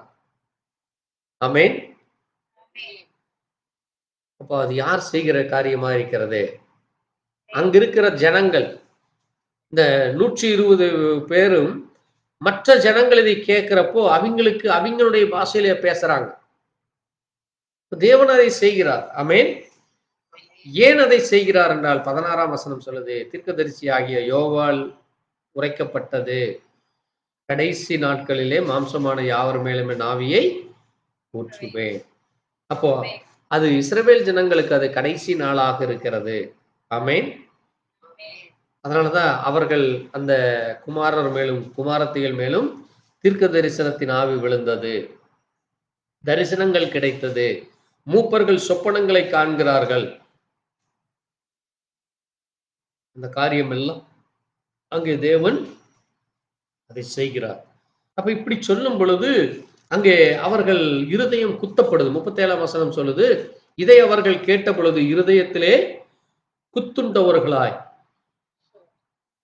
அங்கே அப்போஸ்தலரை பேதுருவையும் மற்ற அப்போஸ்தலரையும் பார்த்து, நாங்கள் என்ன செய்ய வேண்டும் சகோதரரை, நாங்கள் என்ன செய்ய வேண்டும் சொல்லும் பொழுது பேதுரு அவர்களை நோக்கி, நீங்க மனம் திரும்பி ஒவ்வொருவரும் இயேசு கிறிஸ்துவின் நாமத்தினாலே ஞான ஸ்நானம் பெற்றுக் கொள்ளுங்கள், உங்களுடைய பாவம் மன்னிக்கப்பட வேண்டுமானால். நீங்க வெறுமன அங்கே போய் அந்த யோவான் கொடுக்கிற அந்த யோர்தானிலே ஞானஸ்நானம் அல்ல, சரியான ஞானஸ்நானம் என்ன என்றால் இயேசு கிறிஸ்து நாமத்திலே நீங்க ஞானஸ்நானம் எடுத்துக்கொள்ளுங்கள், அப்பொழுது பரிசுத்தாவியின் வரத்தை பெறுவீர்கள் என்று சொல்லி அங்கே துவங்குகிறார். ஆமென். இதுதான் அப்போஸ்தலர்களுடைய ஊழியம், இதுதான் சபையினுடைய துவக்க பிரசங்கமாக. முதலாக சபை என்று துவங்கப்பட்டது அப்போஸ்தலர்கள் காலத்திலே துவங்கப்பட்ட முதல் காரியமாக இருக்கிறது. ஆமென். அப்போ அங்கே என்ன நடக்கிறதாமா? அங்கே அவர்கள் என்ன செய்தார்களாமா? 42ஆம் வசனம் சொல்லுது, அந்த அன்னைக்கு 41ஆம் வசனத்துல பாத்துங்க, அந்த அன்னைக்கு 3000 பேர். எவ்வளவு பேரு? இந்த 120 பேர் உட்கார்ந்து ஜெபம் பண்ணி இவர்கள் அந்நிய பாஷையும் அங்கே மகத்துவங்களையும் பேசுறத அங்கே சுற்றி இருக்கிற 3000 பேர் கேட்கிறாங்க. எவ்வளவு பேர் கூடி இருக்கிறாங்க? 3000 பேர். 41 வாசிங்க, சீக்கிரம் வாசிங்க, கடைசி வாசனம். அவனுடைய வார்த்தையை சந்தோஷமாய் ஏற்றுக்கொண்டவர்கள் ஞானஸ்நானம் பெற்றார்கள். அன்றைய தினம் ஏறக்குறைய 3000 பேர் சேர்த்துக் கொள்ளப்பட்டார்கள். அங்க எத்தனை பேர் இருக்கிறாங்க? 3000 பேர் உட்கார்ந்து கவனிக்கிறாங்க. அதை கேட்டு அதை ஏற்றுக்கொள்கிறார்கள். ஏற்றுக்கொண்டவர்கள் மட்டும் 3000. அப்ப ஏற்றுக்கொள்ளாமல் போனவர்கள் நிச்சயமா இருந்திருப்பாங்க. இப்ப பாருங்க, தேவன் தன்னுடைய ஜனங்களுக்கு என்ன வேண்டுமோ அதை ஏற்ற வேளையிலே கொடுக்கிற தேவனா இருக்கிறார். சரி, இப்போ இன்னொரு காரியத்தை அவர் செய்கிறார்கள். அந்த அப்போஸ்தலர்கள் என்ன செய்கிறாங்களாமா? அவர்களுக்கென்று உபதேசம், அந்யோன்யம். அந்யோன்யம்னா என்னது? ஐக்கியப்படுது. அடுத்தது என்னது? வாசிப்போம் 42.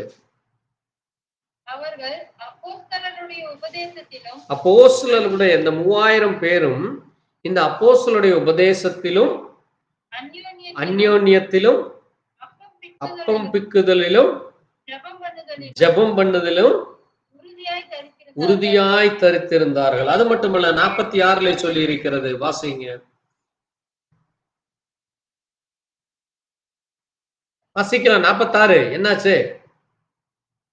அவர்கள் ஒருமனப்பட்டவர்களாய் தேவாலயத்திலே அனுதினமும் தரித்திருந்து வீடுகள் தோறும் அப்பம் பிட்டு மகிழ்ச்சியோடும் கபடமில்லாத இருதயத்தோடும் போஜனம் பண்ணி தேவனை துதித்து ஜனங்கள் எல்லோரிடத்திலும் தயை பெற்றிருந்தார்கள். ரட்சிக்கப்படுகிறவர்களை கர்த்தர் அனுதினமும் சபையிலே சேர்த்து கொண்டு வந்தார்.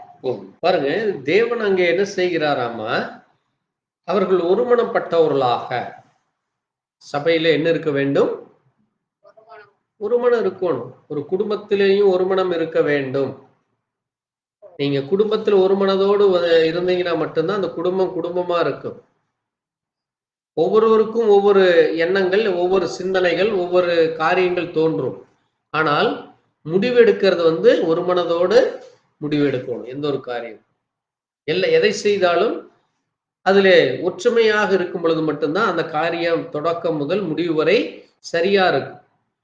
அதை போலத்தான் தேவனுடைய சபையிலேயும் ஒரு மனம் இருக்கணும். பாஸ்டர் ஒண்ணு சொல்ல ஒரு விசுவாசி ஒன்ன செய்வாரு, இன்னொரு விசுவாசி ஒன்னொன்னு செய்யா, இன்னொரு விசுவாசி இவங்க 2 பேத்துக்கு வேலை இல்லைன்னு சொல்லி எந்திரிச்சு வெளியில போனா எப்படி இருக்கு அந்த சபை?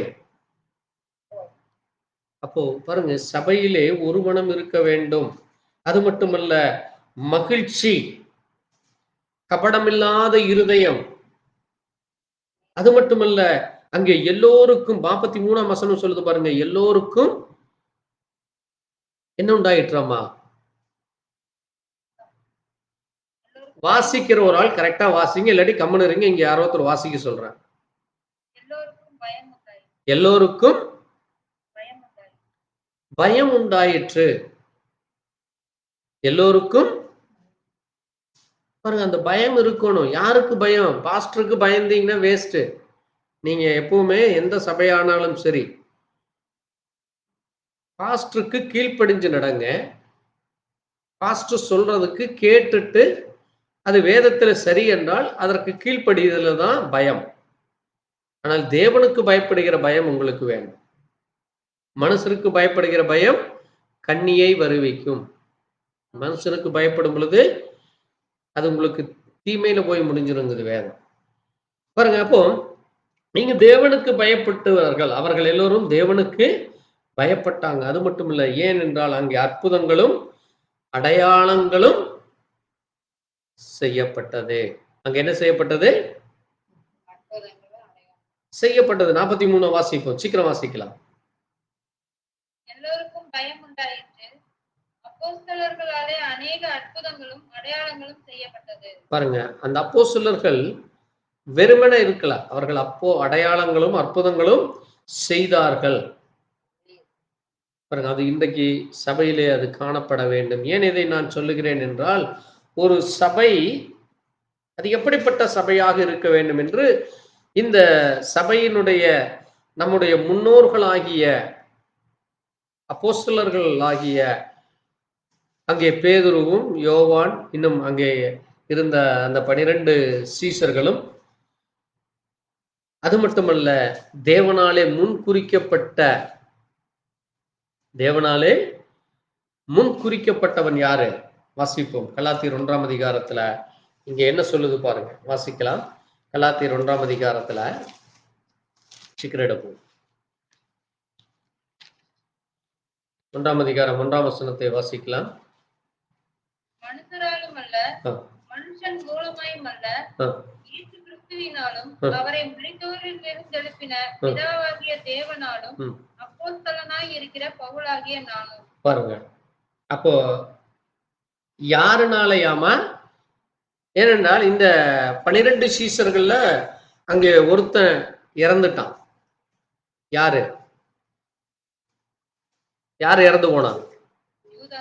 யூதாஸ் இயேசு கிறிஸ்துவை காட்டி கொடுத்து அது தவறு என்று நினைத்து அவன் போய் 4 கொண்டு தூக்கு போட்டு செத்துட்டான். அதற்கு பதிலா இந்த சீசர்கள் என்ன செய்தாங்க? மத்தியா என்பவனை சீட்டு போட்டு குலுக்கி எடுத்தாங்க. அது என்ன காரணம்னு நான் இன்னும் கொஞ்ச நேரத்துல சொல்ல போறேன், சரியா? ஆனா இந்த பவுல் யார் மூலமாக தெரிந்தெடுக்கப்பட்டாராமா? யார் மூலமாக? பாருங்க, வாசிங்க. அவரை பத்தி அவர் சொல்றாரு என்னன்னு வாசிங்க, வாசிக்கலாம். அவரை தேவன் எப்படி தெரிந்தெடுக்கிறாராமா? நீங்க வாசித்தீங்கன்னா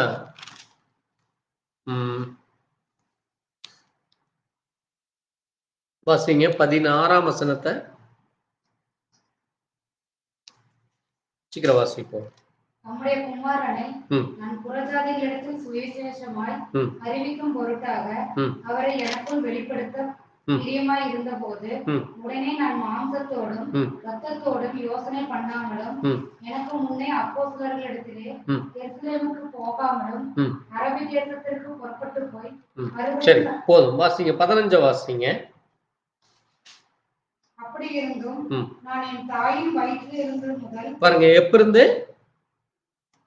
எப்ப இருந்து ஆமா, தாயின் வயிற்றில் இருந்த தாயின் வயிற்றில் இருந்தது முதல் என்னை ஆ, பிரித்தெடுத்து ஆ, தம்முடைய கிருபையினால் அழைத்த தேவன் பாருங்க, தன்னுடைய கிருபையினாலே என்னை அழைத்த தேவன்.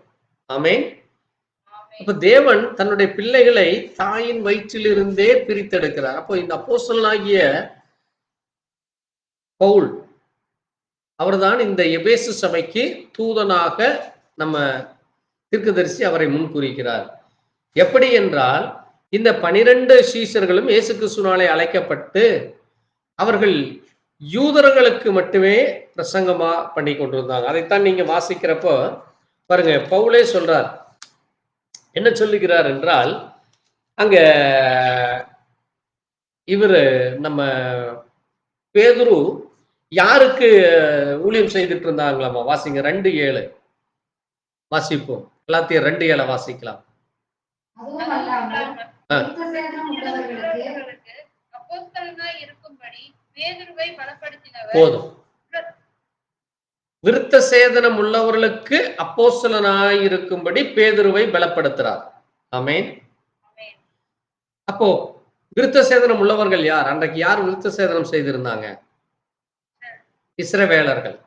அப்போ பேதுருவுடைய ஊழியம் அன்றைக்கு இருந்த இஸ்ரவேல் ஜனங்களாகிய அந்த 12 கோத்திரத்தாருக்கும் யூதர்கள் கோத்திரம் மூலமாக அங்கே அது அவர்களுக்கு பரவுது. ஆனா புறஜாதிகளாகிய நமக்கு தேவனை யாரை கொண்டு வருகிறார்? வாசிப்போம் தொடர்ந்து. பலப்படுத்தினவர் ஆ. புறஜாதிகளுக்கு பாருங்க, அப்போஸ்தலனாய் புறஜாதிகளுக்கு அப்போஸ்தலனாய் இருக்கும்படி என்னை என்னையும் பலப்படுத்தினார். ஆமென். ஆமென். பாருங்க, இப்போ நான் வெறுமனே இப்ப நான் இங்க நின்று ஒரு 2 நிமிஷம் இல்ல, எபேசு சபை இப்ப நம்ம வாசித்தோம். எபேசு சபைக்கு பவுலை தூதனாக சொல்றோம் அப்படின்னு நான் பேசிட்டு போனா 4 பேர் என்கிட்ட கேள்வி கேட்பாங்க. பிரதர், அது எப்படி நீங்க அவரை சொல்ல முடியும்? வேதத்துல இருக்கா? நான் சொன்னாலும் நான் கேட்கறேன், வெளியில் இருக்கிறவங்க கேட்கிறாங்களோ இல்லையா, சபை விசுவாசிகளுக்கு அது என்ன செய்ய வேண்டும்? தெரிய வேண்டும். நாளை இந்த செய்தியை கேட்டு நீங்க வெளியில போய் 4 பேர்கிட்ட பேசுறப்போ அவர்கள் என்ன செய்ய வேண்டும்? உங்களிடத்துல வாக்குவாதம் பண்ணுவாங்க. அவர்களுக்கு நீங்க இந்த வேதத்தை தெளிவுபடுத்தத்தான் நான் இந்த வசனத்தை ஒவ்வொரு வாரமும் ஒவ்வொரு செய்தியிலும் நான் குறிப்பிட்டு சொல்லுகிற காரியம் என்னது? ஆண்டவர் என்ன சொல்லியிருக்காரு? நீங்களே எனக்கு சாட்சி. அப்ப நீங்க ஒரு சபைக்கு வரும் பொழுது அந்த ஒரு பேப்பரோட, புக்கோட, நோட்டோட வந்து, வேத புத்தகத்தோட வந்து அதை குறித்தெடுத்து அதை தியானிக்க வேண்டும். ஒவ்வொரு நாளும் காலை, மதியம், இரவு இந்த 3 வேளையும் என்ன செய்தி கேட்டோம், என்ன வார்த்தை பிரசங்கிக்கப்பட்டது, என்ன சொல்லப்பட்டது, அதை நான் எப்படி மற்றவர்களுக்கு பகிர்ந்து சொல்வது, நான் என்னுடைய ஜீவியத்திலே அந்த ஆசீர்வாதத்தை எப்படி பெற்றுக்கொள்வது என்று நம்ம ஒவ்வொரு வாரமும் தியானிக்க வேண்டும். அதுதான் தேவ பிள்ளைகளுக்கு ஒரு ஆசீர்வாதத்தின் மேல் ஆசீர்வாதம் வரும். ஒரு மனிதனுக்கு ஆசீர்வாதம் வருகிறது என்றால் அந்த மனிதன் தேவனுடைய வார்த்தையை தொடர்ந்து தியானிக்கும் பொழுது, அதைத்தான் அங்கே சங்கீதக்காரன் தாவீது சொல்லும் பொழுது, நான் அந்தி சந்தி மத்தியான வேளையிலும் உம்மை அந்தி சந்தி மத்தியான வேளையிலும் உம்மை பாத்தீங்களா? இதான் நான் சொன்னேன், நம்ம ஆளுகளுக்கு அமினீசியா பிரச்சனை நிறைய இருக்கு. பைபிள் வசனத்தை படிச்ச அடுத்த நிமிஷமே மறந்து போறது. அதுக்குதான் ஜெபிக்க வேண்டுங்கிறது. அந்தி சந்தி மத்தியான வேளையில் உம்மை நான் தியானிப்பேன். சொல்றக்கும் பயம் வந்தது ஒரு சிலருக்கு. ஐயோ, நான் தப்பா பைபிள் வசனத்தை சொல்லிட்டேனா? பாருங்க, நம்ம மிகவும் எச்சரிக்கையாக இருக்க வேண்டிய காலம் இது. சரி, பாருங்க, இங்க எபேசு சபைக்கு அப்போஸ்தலனாகிய பவுல் அவர் பிரசங்கியாக, அவர் அந்த சபை தூதனாக இருக்கிறார். எப்படி இந்த சபை வழி நடத்தப்படுகிறது என்றால், அங்கே ஆதி அப்போஸ்தலர்கள் அங்கே சரியான பாதையிலே வழி நடத்தினார். அதனாலதான் அங்க பவுல் சொல்றாரு பாருங்க, அவர் என்ன செய்தாராமா, தேவன் என்னை அழைத்த பொழுது, 12ஆம் வசனத்தை வாசிங்க பாருங்க. அவரை தேவன் அழைக்கிறப்போ அவர் என்ன செய்கிறாராமா, வாசிப்போம். 1:12, கலாத்தியர் 1:12 வாசிக்கலாம். கலாத்தியர் 1:12. நான் அதை ஒரு மனுஷனால் பெற்றதும் இல்லை, மனுஷனால் கற்றதும் இல்லை, இயேசு கிறிஸ்துவே அதை எனக்கு வெளிப்படுத்தினார். பாருங்க, பவுல் ஒரு சுவிசேஷத்தை கொண்டு செல்லுகிறார். அந்த சுவிசேஷத்தை சொல்றாருங்க 9ஆம் வசனத்துல, முன்னே சொன்னது போல மறுபடியும் சொல்லுகிறேன், நீங்கள் ஏற்றுக்கொண்ட சுவிசேஷத்தை அல்லாமல் வேறொரு சுவிசேஷத்தை ஒருவன் உங்களுக்கு பிரசங்கித்தால் அவன் சபிக்கப்பட கடவன். அப்ப வேறு சுவிசேஷம் இல்லை, ஒரே ஒரு சுவிசேஷம் இருக்கிறது. அந்த சுவிசேஷம் எங்கிருந்து வந்ததாமா, அப்போஸ்தலனாகிய பவுல் யாரு மூலமா பிரசங்கிக்கிறாரே, இங்க பேதுரு அவருக்கு சொன்ன காரியத்தை இயேசு கிறிஸ்துவும் இவருக்கு விளக்கி சொல்றார். ஆமென். அப்ப இயேசு கிறிஸ்து தான் எனக்கு வெளிப்படுத்தினார் என்று 12ஆம் வசனத்தில் சொல்றார். அதை நான் ஒரு மனுஷனால் பெற்றதும் இல்லை, மனுஷனால் கற்றதும் இல்லை, இயேசு கிறிஸ்துவே அதை எனக்கு வெளிப்படுத்தினார். ஆமென். பாருங்க, அப்போ ஒரு சபை தூதனுக்கு நேரடியாக தேவன் பேசுகிறார். ஆமென். அப்ப அப்போஸ்தலனாகிய பவுலுக்கு தேவன் எப்படி பேதுருவுடையத்திலே அந்த 120 சீசர்கள், அங்கே 12 சீசர்களோடு 120 பேர் உட்கார்ந்து ஜபிக்கிற பொழுது அந்த பெந்தகோஸ்தே நாளில இறங்கி அங்கே இயேசு கிறிஸ்து நாமத்தை, உங்களுக்கு பாவ மன்னிப்பு உண்டு, அந்த நாமத்திலே நீங்கள் ஞானஸ்நானம் எடுங்கள், அங்கே நீங்க என்ன செய்ய வேண்டும், விசுவாசம் இருக்க வேண்டும், ஜபம் வேண்டும், அங்கே பரிசுத்த ஆவிக்கு பிரியமாய் நடந்து கொள்ள வேண்டும் என்ற அவங்க சொன்ன அந்த மாறுபாடுள்ள சந்ததியை விட்டு விலகு. யாரை விட்டு விலகு? அப்போஸ்தலர் 2ஆம் அதிகாரத்தில் இருக்கு, மாறுபாடுள்ள சந்ததியை விட்டு விலகு. ஏனென்றால், ஏன் அதை மாறுபாடுள்ள சந்ததி என்றால், அன்றைக்கு அவர்கள் ஜீவித்த காலம் அவ்வளவு மாறுபாடு நிறைந்த சந்ததி. 40ஆம் வசனத்தை வாசிங்க, அப்போஸ்தலர் 2:20.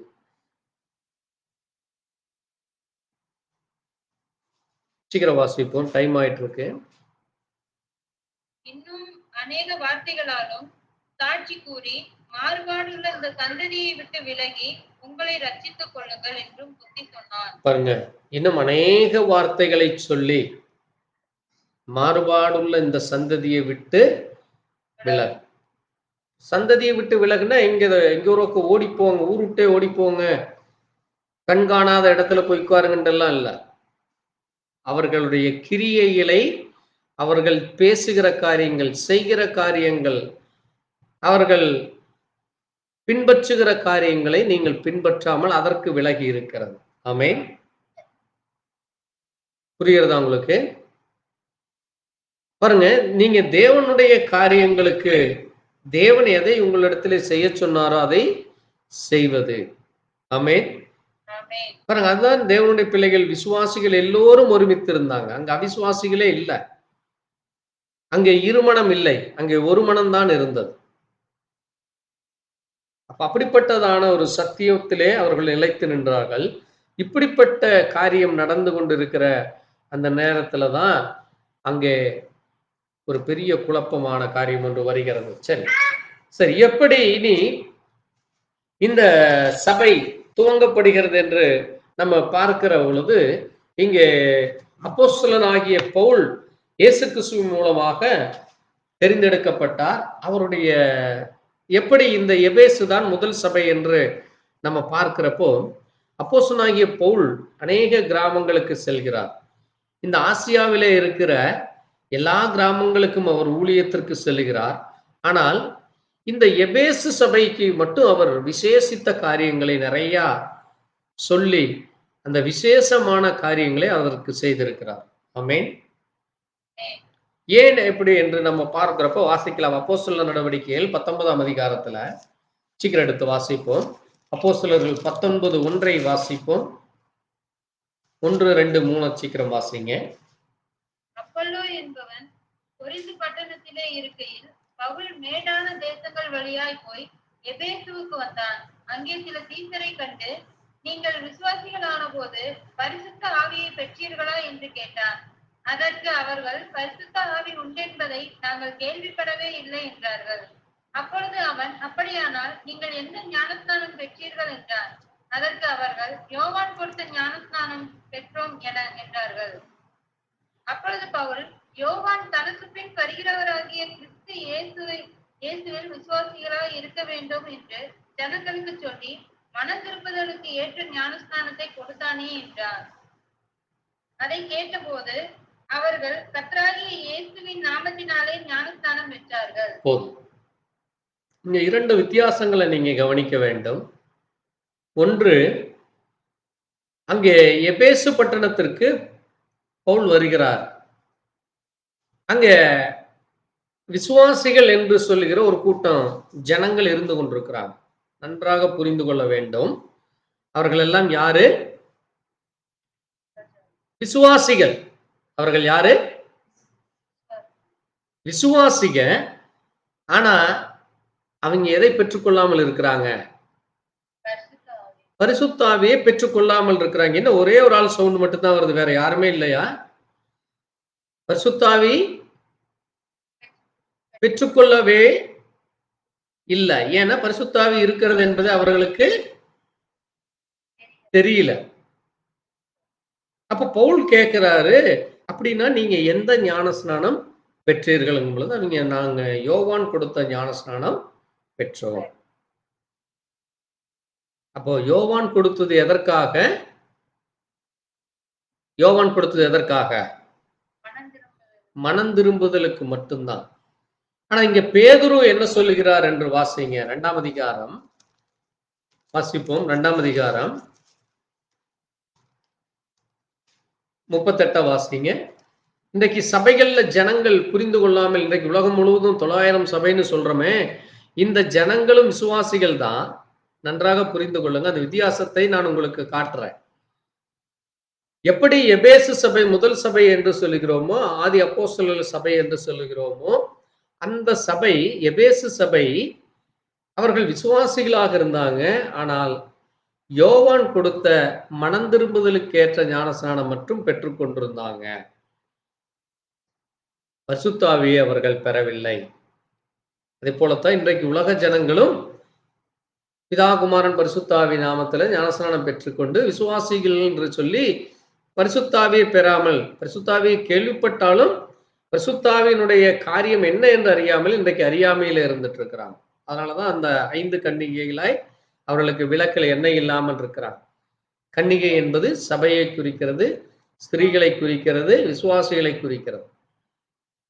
ஆனா இங்க பேதுரு சொல்லுகிறார், என்னது? வாசிப்போம். பேதுரு அவர்களை நோக்கி, நீங்கள் மனம் திரும்பி ஒவ்வொருவரும் பாவ மன்னிப்புக்கென்று இயேசு கிறிஸ்துவின் நாமத்தினாலே ஞானஸ்நானம் பெற்றுக் கொள்ளுங்கள். அப்பொழுது பரிசுத்த ஆவியின் வரத்தை பெறுவீர்கள். போதும். புரியுதா உங்களுக்கு காரியம்? பாவ மன்னிப்புக்கு தான் இயேசு கிறிஸ்து நாமத்துல ஞானஸ்நானம்.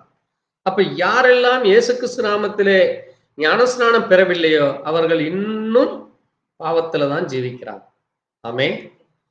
அப்ப சபை பிள்ளைகளுக்கு நமக்கு உள்ள வித்தியாசம் புரியுறதா உங்களுக்கு? இன்றைக்கு சபையில் இருக்கிறவர்கள் ஞானஸ்நானம் எடுக்கிறாங்க பிதாகுமாரன் பரிசுத்த ஆவியில. அது இயேசு சொன்னாருன்னு சொல்றாங்க. சரி, எப்படி யோவான் ஸ்நானகத்தை இயேசுவே எடுத்துக்கொண்டாரோ அதே போல அதுவும் இயேசு சொன்னதான், அதை நம்ம தவறு என்று சொல்ல முடியாது. ஆனால் பாவ மன்னிப்பு வேண்டும் என்றால், பாவ மன்னிப்பு வேண்டும் என்றால், பரிசுத்த ஆவி உங்களுக்குள்ள வர வேண்டும் என்றால் உங்களுக்குள்ள என்ன இருக்க வேண்டும்? இயேசு கிறிஸ்துவின் நாமத்திலே ஞானஸ்நானம் பெற வேண்டும். ஏனென்றால் அப்பொழுதுதான் வாக்குத்தத்தமானது உங்களுக்கும் உங்கள் பிள்ளைகளுக்கும் நம்முடைய தேவனாகிய கர்த்தர் வரவழைக்கிற தூரத்தில் உள்ள யாவருக்கும் உண்டாகும். ஆமென். இதுதான் அங்கே எபேசு சபையிலே அங்கே அப்போஸ்தலனாகிய பவுல் செய்த முதல் காரியம். அப்ப பவுல் சொன்ன உடனே அவர்கள் அதை ஏற்றுக்கொண்டு, ஆமென், ஞானஸ்நானம் பெற்றார்கள். 6ஆம் வசனம் சொல்லுது அப்போஸ்தலர் 19:6ல, அல்லாமலும் பவுல் அவர்கள் மேல் கைகளை வைத்த பொழுது பரிசுத்தாவி அவர்கள் மேல் வந்தார். அப்பொழுது அந்நிய பாஷை பேசினார்கள், தீர்க்க தரிசனம் சொன்னார்கள். அவர்கள் எல்லோரும் ஏறக்குறைய 12 பேராய் இருக்கிறார்கள். ஆமென். பிறகு அப்ப முதலாக அங்கே அந்த சபையானது அப்போஸ்தலனாகிய பவுல் மூலமாக, எப்படி பேதுரு மூலமாக அங்கே எல்லா ஜனங்களுக்கும் செல்லுகிற, எல்லா ஜனங்களும் கூடியிருந்த ஒரு பொதுவான சபையாக தொடங்கப்பட்டதோ, இங்கே முதல் சபை என்பது 7 சபை காலத்திலே முதல் சபை என்பது அப்போஸ்தலனாகிய பவுல் காலத்திலே துவங்கப்பட்ட முதல் சபையாகிய எபேசு சபை. அதே விசுவாசத்திலே அதே வார்த்தையின்படியாக அது கடந்து செல்கிறதை நம்ம பார்க்க முடிகிறது. அது மட்டுமல்ல, அங்கே 12ஆம் வசனத்தில் ஒரு மிக முக்கியமான காரியம் இருக்கிறது. அந்த சபைக்குள்ளே அப்போஸ்தலனாகிய பவுலுக்குள்ளாக தேவன் என்ன கிரியை செய்கிறார்? எப்படி அங்கே அப்போஸ்தலர்கள் நடவடிக்கையிலே நம்ம வாசிக்கிறப்ப 2ஆம் அதிகாரத்திலே அங்கே என்ன இருந்ததாமா? அற்புதங்களும் அடையாளங்களும் இருந்தது. அங்க என்ன இருந்தது? அற்புதங்களும் அடையாளங்களும் இருந்தது. அற்புதங்களும் அடையாளங்கள். அற்புதங்கள்னா என்னது? பேதுரு நடந்து கொள்ளும் பொழுது அற்புதம் நடந்தது. முடவன் எழுந்து நின்று நடந்தான். அவன் நிழலாகிலும் படுமா என்று அவன் நிழல் பட்ட பொழுது நிழல் பட்டு கூட அநேகர் குணமடைந்தார்கள். ஆமென். அதான் அற்புதம். அடையாளம். அடையாளம் கொடுக்கப்படுகிறது. இது நடக்கும், இது இப்படி ஆகும் என்று ஒரு அடையாளம் கொடுக்கப்படுகிறது. அது நிறைவேறின. அதை போல இங்கே பவுலுடைய ஊழியத்திலே வாசிங்க, 12ஆம் வசனத்தை வாசிங்க. 11, 12. பவுலின் கைகளினாலே தேவன் விசேஷித்த அற்புதங்களை செய்தருளினார். பாருங்க, தேவன் என்ன செய்தார்? பவுலுடைய கைகள் மூலமாக விசேஷித்த அற்புதங்களை செய்தார். என்ன செய்தாராமா? அவனுடைய சரீரத்திலிருந்து உருமால்களை கட்சிகளையும் கொண்டு வந்து வியாதிக்காரர் மேல் போட வியாதிகள் அவர்களை விட்டு நீங்கி போயின. பொல்லாத ஆவிகளும் அவர்களை விட்டு புறப்பட்டன. போதும். பாருங்க, அந்த பட்டணத்துல அநேகர் வியாதிக்காரர்களும் பொல்லாத பிசாசினுடைய ஆவிகளை பிடித்த இருந்திருக்கிறாங்க. அப்ப அவர்களுக்கு பவுல் போய் எல்லா இடத்திலையும் எல்லா ஊர்லயும் போய் அவர்னால் ஜெபிக்க முடியாதனால அவர் கையில் இருந்த கச்சைனா என்னது? கச்சைனா என்னது?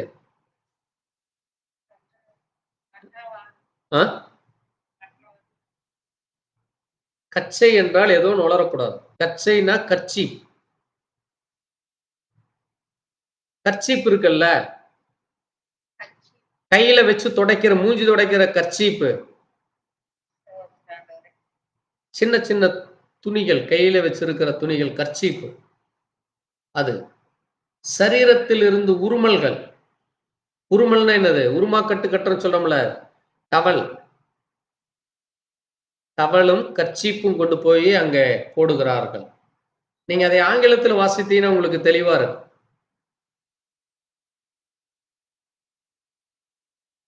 சரி, பாருங்க, அங்க என்ன செய்யப்படுகிறது? வியாதியஸ்தர்கள் மேல் போட வியாதிகள் அவர்களை விட்டு. சவுண்டா வாசிங்கம்மா. ஏன் எனக்கு புரிய மாட்டேங்குது? ஏன் வாசிக்கவே மாட்டேங்கிறீங்க? வியாதிகள் அவர்களை விட்டு நீங்கி போயின. வியாதிகள் அவர்களை விட்டு நீங்கி போயின, பொல்லாத ஆவிகளும் அவர்களை விட்டு புறப்பட்டன. பாருங்க, அங்க தேவன் அதிசயங்களையும் ஆசீர்வாதங்களையும் செய்கிறார். அது மட்டுமல்ல, நீங்க அங்க வாசித்தீங்கன்னா பவுல் அநேக இடங்களுக்கு செல்ற பொழுது அங்க 20ஆம் அதிகாரத்துல வாசிங்களா? 20ஆம் அதிகாரம் 6ஆம் வசனத்திலிருந்து சீக்கிரம் வாசிங்க.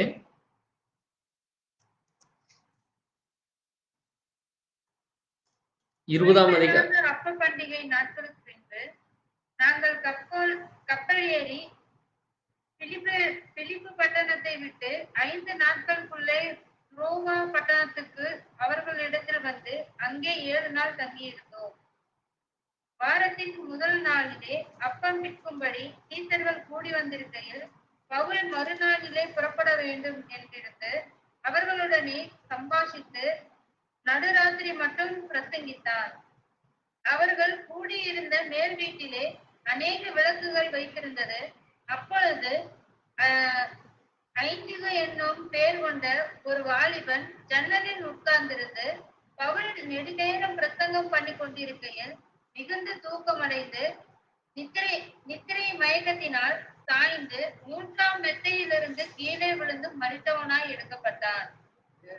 உடனே பவுல் இறங்கி போய் அவன் மேல் விழுந்து அவனை அணைத்து கொண்டு, கலங்காதிருங்கள், இவன் உயிர் இவனுக்குள் இருக்கிறது என்றார்.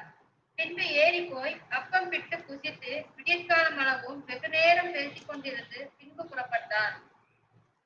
அந்த வாலிபனை அவர்கள் உயிருள்ளவனாக கூட்டிக் கொண்டு வந்து மிகுந்த ஆறுதல் அடைந்தார்கள். போதும் பாருங்க, இங்க துவேரா என்கிற ஒரு பட்டணம், துவேரோவா அந்த பட்டணத்து பேர். அந்த பட்டணத்துல அங்கே பவுல் விடிய விடிய பேசி கொண்டிருக்கிறார். வாரத்தின் 1ஆம் நாள், இதே போல வாரத்தின் 1ஆம் நாள்னா ஞாயிற்றுக்கிழமை. ஞாயிற்றுக்கிழமை அவரு விடிய வரைக்கும் பேசிட்டு இருக்கார்.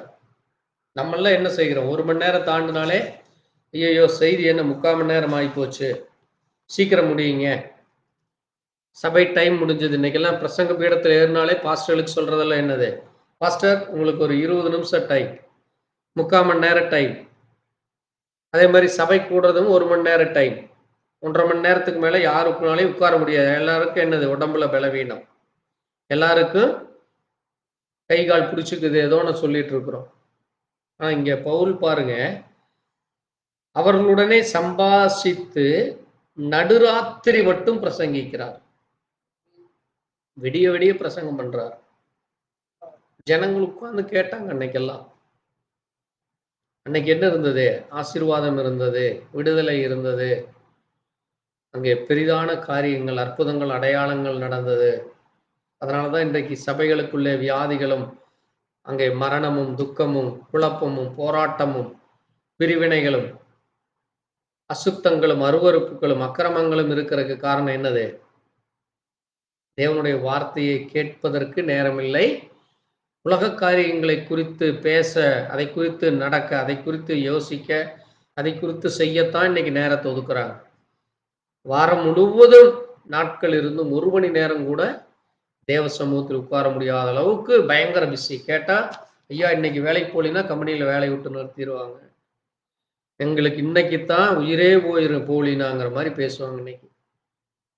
இன்றைக்கு நம்முடைய சபை இல்லை, இன்றைக்கு உலகம் முழுவதும் தான் நடந்துட்டு இருக்கு. அதனாலதான் வெளிநாடுகளில் அநேக சபைகள் இன்றைக்கு அமெரிக்கா மற்றும் அங்கே ஐரோப்பிய நாடுகளிலே இங்கிருந்து இந்தியாவிலிருந்து சென்றவர்கள் இன்றைக்கு தங்களுடைய வழிபாடுகளை அங்கே நடத்தி கொண்டிருக்கிறாங்க. அதே போல இன்றைக்கு முஸ்லிம் கண்ட்ரியில் இருக்கிறவங்க அநேகர் சபைகளை அவர்களுடைய தொழுகை ஸ்தலமாய் மாற்றிக்கொண்டு வருகிறார்கள். சபைகள் அவ்வளவு பாடுபட்டு, எத்தனையோ ரத்தம் சிந்தி, எத்தனையோ போராடி கட்டப்பட்ட சபைகள் இன்றைக்கு என்ன ஆகிக்கொண்டு வருகிறது? அந்நிய வழிபாடுகள்.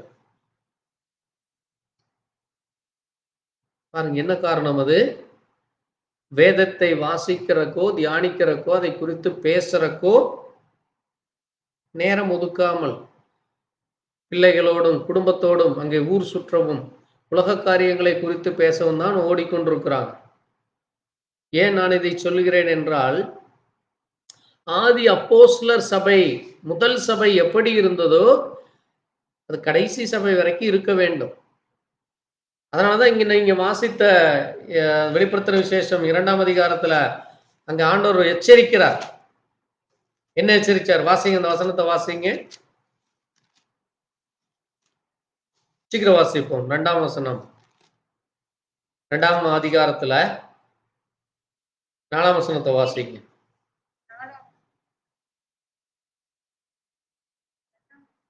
2ஆம் அதிகாரம் 4ஆம் வசனம்.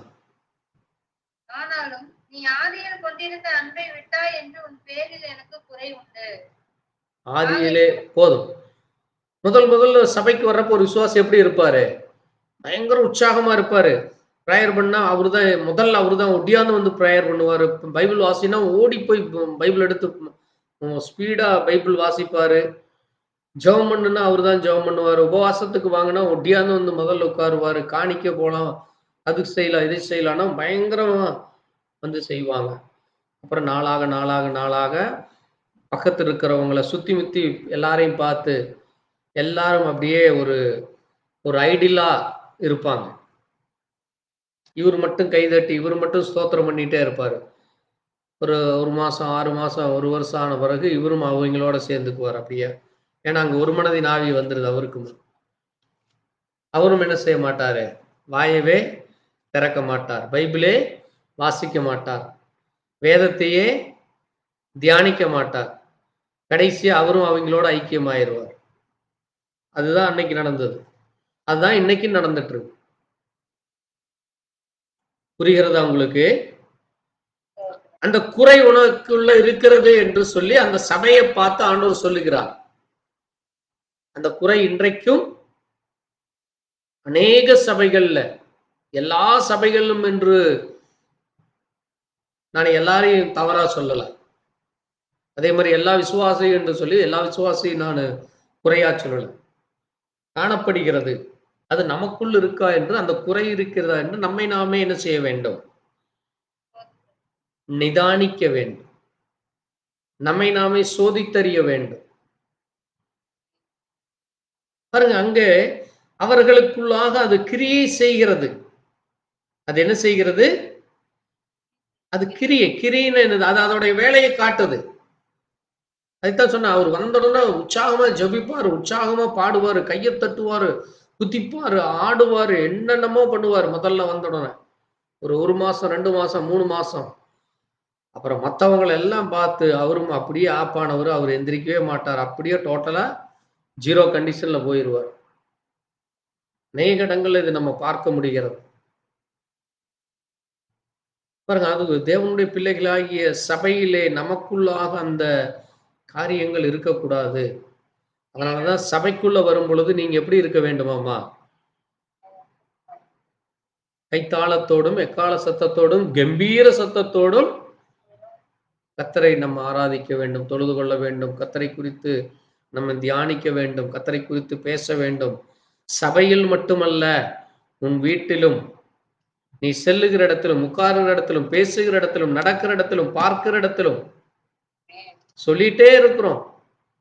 இன்றைக்கு இருந்து இல்ல, இந்த 4000 வருஷமா ஆண்டவர் அதைத்தான் எல்லா ஊழியர்கள் மூலமாகவும் பேசிக்கொண்டு வருகிறார்.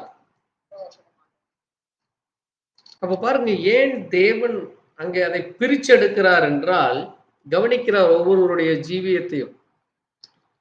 நீ அதை செய்கிறாயா, பார்க்கிறாயா, நடக்கிறாயா, அதை எப்படி நீ ஜீவிக்கிறாயா என்று பார்க்கும் பொழுது அவர் அதை பிரிச்செடுத்துறார். அதனாலதான் அங்கே அப்போஸ்தலனாகிய பவுலை அவர் என்ன செய்தார்? இந்த மற்ற அப்போஸ்தலர்களிடத்திலிருந்து அவர் தனியா அவரை பிரிச்செடுத்துறார். ஏனென்றால் அங்க அப்போஸ்தலனாகிய பேதுருவை நீங்க கவனிச்சீங்கன்னா அவர் என்ன செய்யல? புறஜாதிகள் வீட்டுக்கு போறக்கு அவரு தயக்கம் காட்டுறார். நீங்க வாசிங்க அப்போஸ்தலர் 10ஆம் அதிகாரத்துல, அங்கே கொர்நேலியோ என்கிறவனுடைய வீடு இருக்கு. சீக்கிரம் எடுப்போம். அப்போஸ்தலர் 10ஆம் அதிகாரத்துல சீக்கிரம் வாசிக்கலாம். 10 13 வாசிங்க, சீக்கிரம் வாசிங்க. அல்லாமலும் பேதுருவே எழுந்திரு, அடித்து புசி என்று அவனுக்கு சொல்லும் ஒரு சத்தம் உண்டாயிற்று. பாருங்க, பேதுருகிட்ட இருந்து ஒரு சவுண்ட் வருது. பேதுரு ஜெபிக்கிறான். ஜெபிக்கிறப்ப 9ஆம் வசனத்துல வாசித்தீங்கன்னா, பேதுரு 6ஆம் மணி நேரத்திலே ஜெபம் பண்ணும்படி மேல் வீட்டிலே ஏறினான். பாருங்க, அதனாலதான் சொல்றது, காலையில 6 மணி, 9 மணி, காலையில் 6 மணிக்கும், காலையில் 9 மணிக்கும், பகல் 12 மணிக்கும், மாலை 6 மணிக்கும், இரவு 9 மணிக்கும் தொடர்ந்து வேத புத்தகத்திலே ஜெபித்த தேவ பிள்ளைகள் இருக்கிறாங்க, ஊழியர்கள் இருக்கிறாங்க. இப்ப நமக்கு நேரம் கிடைக்கிறப்பெல்லாம் அந்த நேரத்துல நம்ம ஜெபிக்க வேண்டியது இருக்கு. ஆனா இன்னைக்கு நமக்கு நேரம் கிடைச்சாலும் என்ன செய்யறோம்? நல்ல வயிறு முட்டை சாப்பிட்றது, அல்லது நல்லா தூங்குறது, அல்லது மொபைல். இன்னைக்கு வந்து லேட்டஸ்ட் ட்ரெண்ட் என்னது? மொபைல் எடுத்து வச்சுட்டு உட்கார்ந்துட்டு ரீல்ஸை பார்க்கறது, ஃபேஸ்புக்கை பார்க்கறது, இன்டர்நெட்டை பார்க்கறது தான். ஜெபம் மறந்த பிள்ளைகளாக இன்னைக்கு சபைகள் மாறிக்கொண்டிருக்கிறது. தேவனை மறந்த பிள்ளைகளாக பாருங்க. அதனாலதான் அங்கே இஸ்ரவேல் ஜனங்களுக்குள்ளாக தேவன் அவர்களை விட்டு வெளியே வந்த காரணமே என்னது? அவர்கள் தேவனை மறந்து போனாங்க. தேவனை விட்டு பின்வாங்கி போனார்கள். கலகம் உண்டாக்கினார்கள். போராட்டம் செய்தார்கள். தேவனுக்கு எதிர்த்து நின்றார்கள். முரட்டாட்டம் பண்ணினார்கள். இன்றைக்கு அதே ஆவி இன்றைக்கும் அது பிசாசினுடைய தந்திரமா இருக்கிறது. அதனாலதான் ஆண்டவர் சொல்றாரு, பிசாசானவனுக்கு எதிர்த்து நில்லுங்கள். ஏன்னா அவன் தான் உங்களை என்ன செய்ய பார்ப்பான்? நீங்க தேவ சமூகத்திலே நிற்காதபடி, தேவனை குறித்து யோசிக்க முடியாதபடி உங்களை தந்திரமாக எல்லா வேலையும் செய்யும். அப்ப நீங்க நினைக்கல, என்னடா இது, எப்ப பாரு தேவனை குறித்து நினை, தேவனை பற்றியே சிந்தி, தேவனை குறிச்சே பேசு, தேவனை பற்றியே யோசிங்கன்னு சொல்றோமே, அப்ப இப்படியே வாழ்க்கை போகுமா என்றால் கவனமா கேளுங்க. இதை மட்டும் எப்பொழுது யோசிச்சுக்குங்க. நம்முடைய ஆயுசு நாட்கள் எவ்வளவு? ஆயுசு நாட்கள் எவ்வளவு? அதுக்கு பிறகு நீங்க எங்க போக போறீங்க? எங்க போக போறீங்க? பரலோகத்துக்கு போகணும்னா இங்க இதை செஞ்சாதான் போக முடியும். சொல்றாங்கல்ல, நீ ஐஏஎஸ் பாஸ் ஆனினா தான் நீ கலெக்டர் ஆக முடியும். ஐஏஎஸ்ஏ பாஸ் ஆகாம நான் கலெக்டர் ஆவேன்னு சொன்ன முடியுமா? அப்ப அவனை நம்ம என்னன்னு சொல்லுவோம்? ஐஏஎஸ் பாஸ் ஆகாதவனை அவன் படிக்க திறமை இல்லாதவன், படிக்க தகுதி இல்லாதவன், படிப்பறிவு இல்லாதவன், படிக்கிறதுக்கு அவன் நேரம் ஒதுக்கல, படிப்புல கவனம் இல்ல, படிப்பை பத்தி அவனுக்கு சிந்தை இல்ல, அவன் கவனம் மாறி போச்சு, அப்படித்தானே நம்ம சொல்லுவோம். சரியா தப்பா? அப்ப பாருங்க, நம்ம ஜீவ விருட்சத்தின் கனியை புசிக்கணும், பரலோகம் போகணும், ஆண்டவரோடு கூட இந்த 120 வருஷத்துக்கு பிறகு நான் புதிய வானம் புதிய பூமி ஆண்டவரோடு கூட என்னைக்கு இருப்பேன், எப்பவும் அங்கேயே இருக்க போறேன், நான் எனக்கு ஆண்டவருக்கு அவ்வளவு பெரிய டைப் இருக்குன்னு எல்லாம் நம்ம பேசிட்டு இருப்போம். ஆனா ஆண்டவர் செய்ய சொல்றதை மட்டும் செய்ய மாட்டோம். காலையில் நேரத்தில் எந்திரி ஜெபின்னா அதுக்கு மட்டும் தூக்கம் வந்துடும். அதிகாலை வேலை என்னை தேடுகிறவன் கண்டடைகிறான்னு சொல்லியிருக்கு. அப்ப நீ ஆண்டவரை டெய்லி நீ கண்டடையணும்னா அவர் சமூகத்துல நீ காத்திருன்னு பைபிள் சொல்லுது.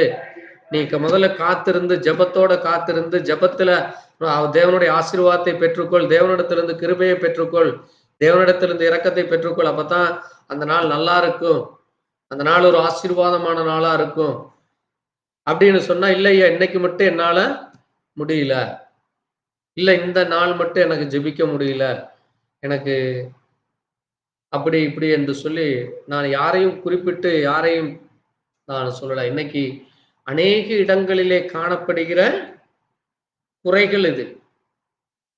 அதைத்தான் இங்க பேதுரு என்ன செய்கிறார்? ஆண்டவர் சொல்றாரு, அதை எந்திரிச்சு எடுத்து புசின்னு சொல்றப்ப பேதுரு சொல்றா, ஆண்டவரே தீட்டும், வாசிங்க 14ஆம் வசனம். ஆண்டவர்கிட்ட பதில் சொல்றாரு பாருங்க, எப்படி சொல்றாரு பாருங்க பேதுரு. அப்படி இல்ல ஆண்டவரே, பதில் சொல்றாரு பாருங்க, எப்படி பதில் சொல்றாரு பாருங்க, நம்மளை விட ஒரு டேலண்டா பதில் சொல்றாரு. அப்படி எல்லாம் ஆண்டவரே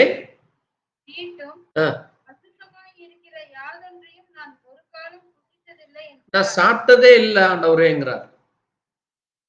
அது எப்படிப்பட்டதாமா?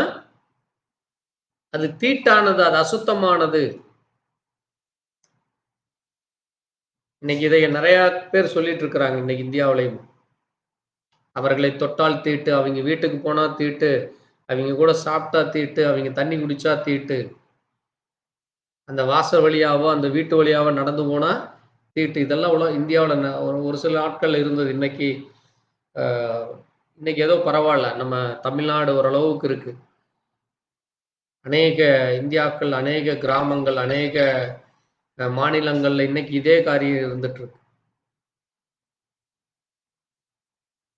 அப்ப ஆண்டவர் சொல்றாரு பாருங்க, தேவன் சுத்தமாகவைகளை நீ தீட்டாக எண்ணாதே. 2ஆம் தரமும் சொந்தது, 3ஆம் தரமும் வருகிறது. அப்படியே சத்தம். அடுத்தது 17ஆம் வசனம் வாசிங்க, சீக்கிரம் வாசிங்க. அப்பொழுது பேதுரு பார்த்து தனக்குள்ளே சந்தோஷப்படுகையில் இதோ கொர்நேலியுவினால் சந்தேகப்படுகையில், சந்தோஷம் இல்ல, வாசிக்கிறது சரியா வாசிக்கணும். சந்தேகப்படுகையில் இதோ கொர்நேலியுவினால் அனுப்பப்பட்ட மனுஷர்கள் சீமோனுடைய வீட்டை விசாரித்துக் கொண்டு வாசற்படியிலே வந்து நின்று, பேதுரு என்று மறுபேர் கொண்ட சீமோன் இங்கே தங்கி இருக்கிறாரா என்று கேட்டார்கள். பேதுரு அந்த தரிசனத்தை குறித்து சிந்தனை பண்ணி கொண்டிருக்கையில் ஆவியானவர், இதோ 3 மனுஷர் உன்னை தேடுகிறார்கள், நீ எழுந்து இறங்கி ஒன்றுக்கும் சந்தேகப்படாமல் அவர்களுடனே கூட போ, நானே அவர்களை அனுப்பினேன் என்று அவனுக்கு சொன்னார். அப்பொழுது பேதுரு கொர்நேலியுவினால் தன்னிடத்தில் அனுப்பப்பட்ட மனுஷரிடத்திற்கு இறங்கி போய், இதோ நீங்கள் தேடுகிறவன் நான் தான், நீங்கள் வந்திருக்கிற காரியம் என்ன என்றார். போதும், வாசிங்க. 27, 28 வாசிங்க. அவனுடனே பேசிக்கொண்டு உள்ளே போய் அநேகர் கூடி வந்திருக்கிறதை கண்டு அவர்களை நோக்கி, அந்நிய ஜாதியானோட கலந்து பாருங்க, யாரோட? அந்நிய ஜாதியா. அந்நிய ஜாதின்னு என்னது? அந்நிய ஜாதின்னு என்னது? இன்னைக்கு அதான் இந்தியாவிலையும் இருக்குது. இல்லைங்க, இந்த ஜாதிக்காரங்க வீட்டுக்குள்ள நாங்க போக மாட்டோங்க, அந்த ஜாதிக்காரங்க எங்க வீட்டுக்குள்ள வர விட மாட்டாங்க. புரிகிறதா உங்களுக்கு? அப்ப அது அன்னைக்கு இஸ்ரவேலர்களுக்குள்ளே இருந்தது, யூதர்களுக்குள்ளே இருக்கிறது. அதனாலதான் தேவன் இன்னைக்கு என்ன செய்தார்? புரஜாதிகளாகிய நம்மிடத்திலே அவர் வந்தார். ஆமென். அதனாலதான் யார் கிடையாது கிறிஸ்தவுக்குள்ள? ஆண் என்றும் இல்லை, பெண் என்றும் இல்லை, யூதன் என்றும் இல்லை, கிரேக்கன் என்றும் இல்லை. ஆனாலும் இன்னைக்கு சபைகளுக்குள்ளே அது இருக்குது. ஆண்டவர் சொன்னாரு, இல்லைன்னு சொன்னாரு. ஆனா இன்னைக்கு நான் அந்த ஜாதியை குறிப்பிட்டு சொல்லல. இன்னைக்கு அநேக பட்டணங்களிலே குறிப்பிட்ட ஜாதிக்கு மட்டுமே சபையாக மாறி போய் கிடக்குது.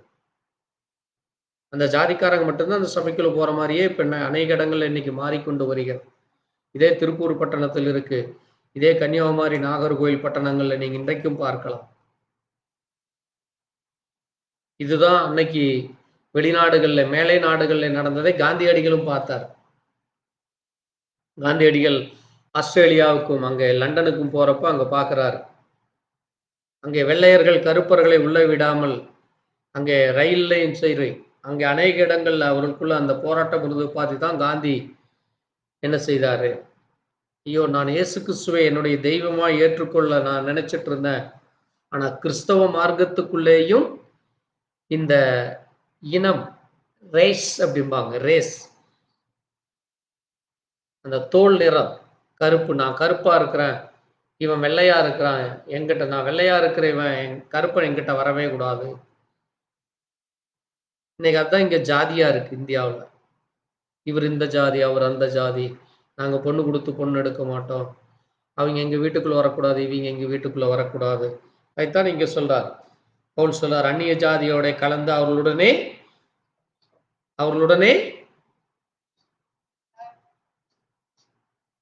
வாசிமா, யாரோ சீக்கிரம் வாசிங்க. அந்நிய ஜாதியானோட கலந்து அவனிடத்தில் போக்குவரவாய் இருப்பது யூதனானவனுக்கு விளக்கப்பட்டிருக்கிறது என்று நீங்கள் அறிந்திருக்கிறீர்கள். அப்படி இருந்தும் எந்த மனுஷனையும் தீட்டுள்ளவன் என்றும் அசுத்தமுள்ளவன் என்றும் நான் சொல்லாதபடிக்கு தேவன் எனக்கு காண்பித்திருக்கிறார். போதும், அவன் வாயிலேயே சொல்ல வச்சுட்டார். ஆமென். பிறகு நம்ம தேவன் யார் தேவனுக்கு பிரியமா இருக்கிறீங்களோ, நீங்க எதை வேண்டான்னு நீங்க உங்க மனசுல நினைக்கிறீங்களோ, அது நீ நினைக்கிறது தப்புப்பா, நான் சொல்றதுதான் சரி, நீ அதை செய்யணும், தேவன் செய்ய வைப்பார். அப்ப நீங்க தேவனுடைய சத்தத்துக்கு நீங்க கீழ்ப்படியும் பொழுது தேவன் அதை செய்வார். ஆமென். அதனாலதான் தேவன் என்ன செய்தாரு? பேதுரு பார்த்து, அந்நிய ஜாதி கூட கலக்கிறதும் போக்கும் மரத்தா இருக்கிறது யூதர்களுக்கு விலக்கு இருக்குன்னு நானும் அறிஞ்சிருக்கிறேன், உங்களுக்கும் தெரியும். ஆனா எந்த மனுஷனையும், ஆமென், யார? எந்த மனுஷனையும் தீட்டுள்ளவன் என்றும், அவனை தொட்டா தீட்டு, அவன் வீட்டுக்கு போனா தீட்டு, அவன் தண்ணி குடிச்சா தீட்டு, அதே மாதிரி அவன் அசுத்தம் உள்ளவன், அவன் குஷ்டநோய் பிடிச்சவன், அவன் அப்படி இப்படின்னு சொல்லி யாரையும் நான் என்ன செய்யக்கூடாது, விலக்கி வைத்திருக்க கூடாது. நான் அப்படி சொல்லாதபடி தேவன் எனக்கு காண்பித்திருக்கிறார். தரிசனத்திலையும் சொப்பனத்திலையும் காண்பிச்சார். அப்ப அதை பவுல் அப்படியே செய்தார். அதைத்தான் பேதுருவும் செய்தார். ஆமென். பாருங்க எப்படி ஒரு சபை வளர்கிறது. அந்த ஆதி அப்போஸ்தலர்களுக்குள்ள இருந்த அந்த ஒருமனம், அந்த உபதேசங்கள், அந்த கருத்துக்கள் எல்லாமே தேவன் எல்லாற்றையும் மாற்றி போடுகிறார். ஆமென். இஸ்ரவேலர்களுக்குள்ளாக இருந்த எல்லா காரியங்களையும் தேவன் இந்த புதிய ஏற்பாட்டிலே வரும் பொழுது சபைகளுக்குள்ளாக அதை மிக அற்புதமாக அவர் அதை வழி நடத்துகிறார். கர்த்தருக்கு சித்தமானால் வரும் நாட்களிலே நம்ம தொடர்ந்து, ஏனென்றால் நான் வெறும் 2 வசனம் தான் வாசிச்சிருக்கிறேன். 1 வெளிப்படுத்தின விசேஷம் 2 அதிகாரத்துல முதல் வசனம் மட்டும்தான் வாசிச்சிருக்கிறேன். இன்னும் 6 வசனம் பாக்கி இருக்கு. அதை எடுத்தா நான் குறைஞ்சது வாரத்துல 2 அல்லது 3 சீக்கிரம் எடுத்து வாசித்து முடிக்க விரும்புறேன். ஏனென்றால் ஆதி சபை எப்படி இருந்தது, அந்த சபையிலே காணப்பட்ட குழப்பங்கள் என்ன, அந்த சபையிலே காணப்பட்ட சரியான சத்தியம் என்ன என்று நம்ம எல்லாவற்றையும் தியானிக்க வேண்டும். அப்பதான் அது இன்னைக்கு சபைகள்ல இருக்கிறதா, அது நம்ம சபைக்குள் இருக்கிறதா, அதுக்கு நமக்கு இடம் கொடுக்கிறோமா, நாமும் அந்த காரியத்தை செய்கிறோமா என்று கவனிக்க வேண்டும். அது ஜெபமானாலும் சரி, தனிப்பட்ட வாழ்க்கையானாலும் சரி, உபதேசங்கள் ஆனாலும் சரி, போதனைகள் ஆனாலும் சரி, எல்லா காரியத்திலேயும் தேவன் எதை விரும்புகிறாரோ அதை மட்டுமே நம்ம செய்ய வேண்டும். ஆமென். அப்பொழுது மட்டும்தான் தேவனிடத்திலிருந்து நமக்கு ஆசீர்வாதம் கிடைக்கும், நன்மை கிடைக்கும், நமக்கு அந்த ஜீவ விருட்சத்தின் கனியை புசிக்க முடியும், நன்மைகளை பெற்றுக்கொள்ள முடியும். கர்த்தர் தாமே அப்படிப்பட்ட நன்மைகளை கொடுக்க அவர் வல்லவராய் இருப்பதற்காக அவருக்கு நன்றி சொல்லி நாம் ஜெபிக்கலாம். நாம் ஜெபிப்போம். எங்களை நேசிக்கிற நல்ல ஆண்டவரே, கர்த்தராகிய இயேசு கிறிஸ்துவே, வானத்தையும் பூமியும் படைத்த சர்வ வல்லமை உள்ள தேவனே, அல்பாவும் ஒமேகாவும் ஆதியும் அந்தமும் ஆனவரே, பரிசுத்தம் உள்ளவரே, மகிமையின் தேவனே, மாறாதவரே, உண்மையுள்ளவரே, நன்மை செய்கிறவராய் சுற்றி திரிந்தவரே, எங்களுக்காய் மரித்து உயிர்த்தெழுந்த கர்த்தராகிய இயேசு கிறிஸ்துவே, உம்மை துதிக்கிறோம், உம்மை ஸ்தோத்திரிக்கிறோம். அப்பா, உம்முடைய அன்பு பெரியது, உம்முடைய இரக்கம் பெரியது, உம்முடைய தயவு பெரியது. கர்த்தாவே, நீர் மகிமையும் மகத்துவத்தையும் அணிந்து கொண்டவராய், நீர் உண்மையுள்ளவராய், நன்மை செய்கிறவராய் இருக்கிற உமக்கு நன்றி செலுத்துகிறோம். இந்த நல்ல வேளையிலே உம்முடைய பலத்த கரத்திலே இந்த ஆராதனை ஒப்பு கொடுக்கிறோம். கர்த்தர் தாமே மட்டுமா உம்முடைய சத்திய வார்த்தையை வாசிக்க தியானிக்கும், அதிலே சொல்லப்பட்ட மகத்துவங்களை உணர்ந்து கொள்ள கர்த்தர் இரக்கம் பாராட்டி, இயேசுவே எங்கள் மேல் இரக்கம் பாராட்டி தொடர்ந்து உம்முடைய வார்த்தைகளை குறித்து, அதிலே சொல்லப்பட்ட மகத்துவங்களை குறித்து, அற்புதங்களையும் அதிசயங்களையும் குறித்து தியானிக்க கர்த்தர் இரக்கம் பாராட்டு. எங்கள் வாய்களையும் எங்கள் இருதயத்தையும் உம்முடைய நன்மையினால் நிரப்பும். கர்த்தாவே, உமக்கு பயந்து உம்முடைய வார்த்தையின்படி ஜீவிக்க தேவ இரக்கம் தார். தொடர்ந்து உமக்கு சித்தமானால் வரும் வாரங்களிலே அதை குறித்து இன்னும் அதிகமாய் ஆலோசித்து, அதை குறித்து நாங்கள் நிதானிக்க, அதை குறித்து தியானிக்க தேவ இரக்கம் தொடர்ந்து தர வேண்டுமாய் கிருபையோடு உம்முடைய கரத்திலே தாழ்த்தி ஒப்பு கொடுக்கிறோம். தொடர்ந்து உம்முடைய பிரசன்னம், உம்முடைய வழிநடத்தல் எங்களோடு கூட இருக்க வேண்டுமா இயேசு கிறிஸ்துவினுடைய பரிசுத்த நாமத்திலே ஆம். என் ஆத்மாவே கர்த்தரை பரிசுத்த நாமத்தை ஸ்தோத்திரி. என் ஆத்மாவே கர்த்தரை ஸ்தோத்திரி. கர்த்தர் செய்த சகல உபகாரங்களும் மறவாதே. ஆம். அல்லேலூயா. நம் ஆண்டவராகிய இயேசு கிறிஸ்துவினுடைய கிருபையும் தேவனுடைய அன்பும் பரிசுத்த அடைக்கும் இன்னும் இன்னும் சதா காலங்கள் நம் அனைவரோடு கூட இருப்பதாக. ஆமென். அல்லேலூயா. கர்த்தருக்கு ஸ்தோத்திரம் உண்டாகட்டும். கர்த்தர் தாமே உங்களை ஒவ்வொருவரையும் ஆசீர்வதிப்பாராக. God bless you. Praise the Lord.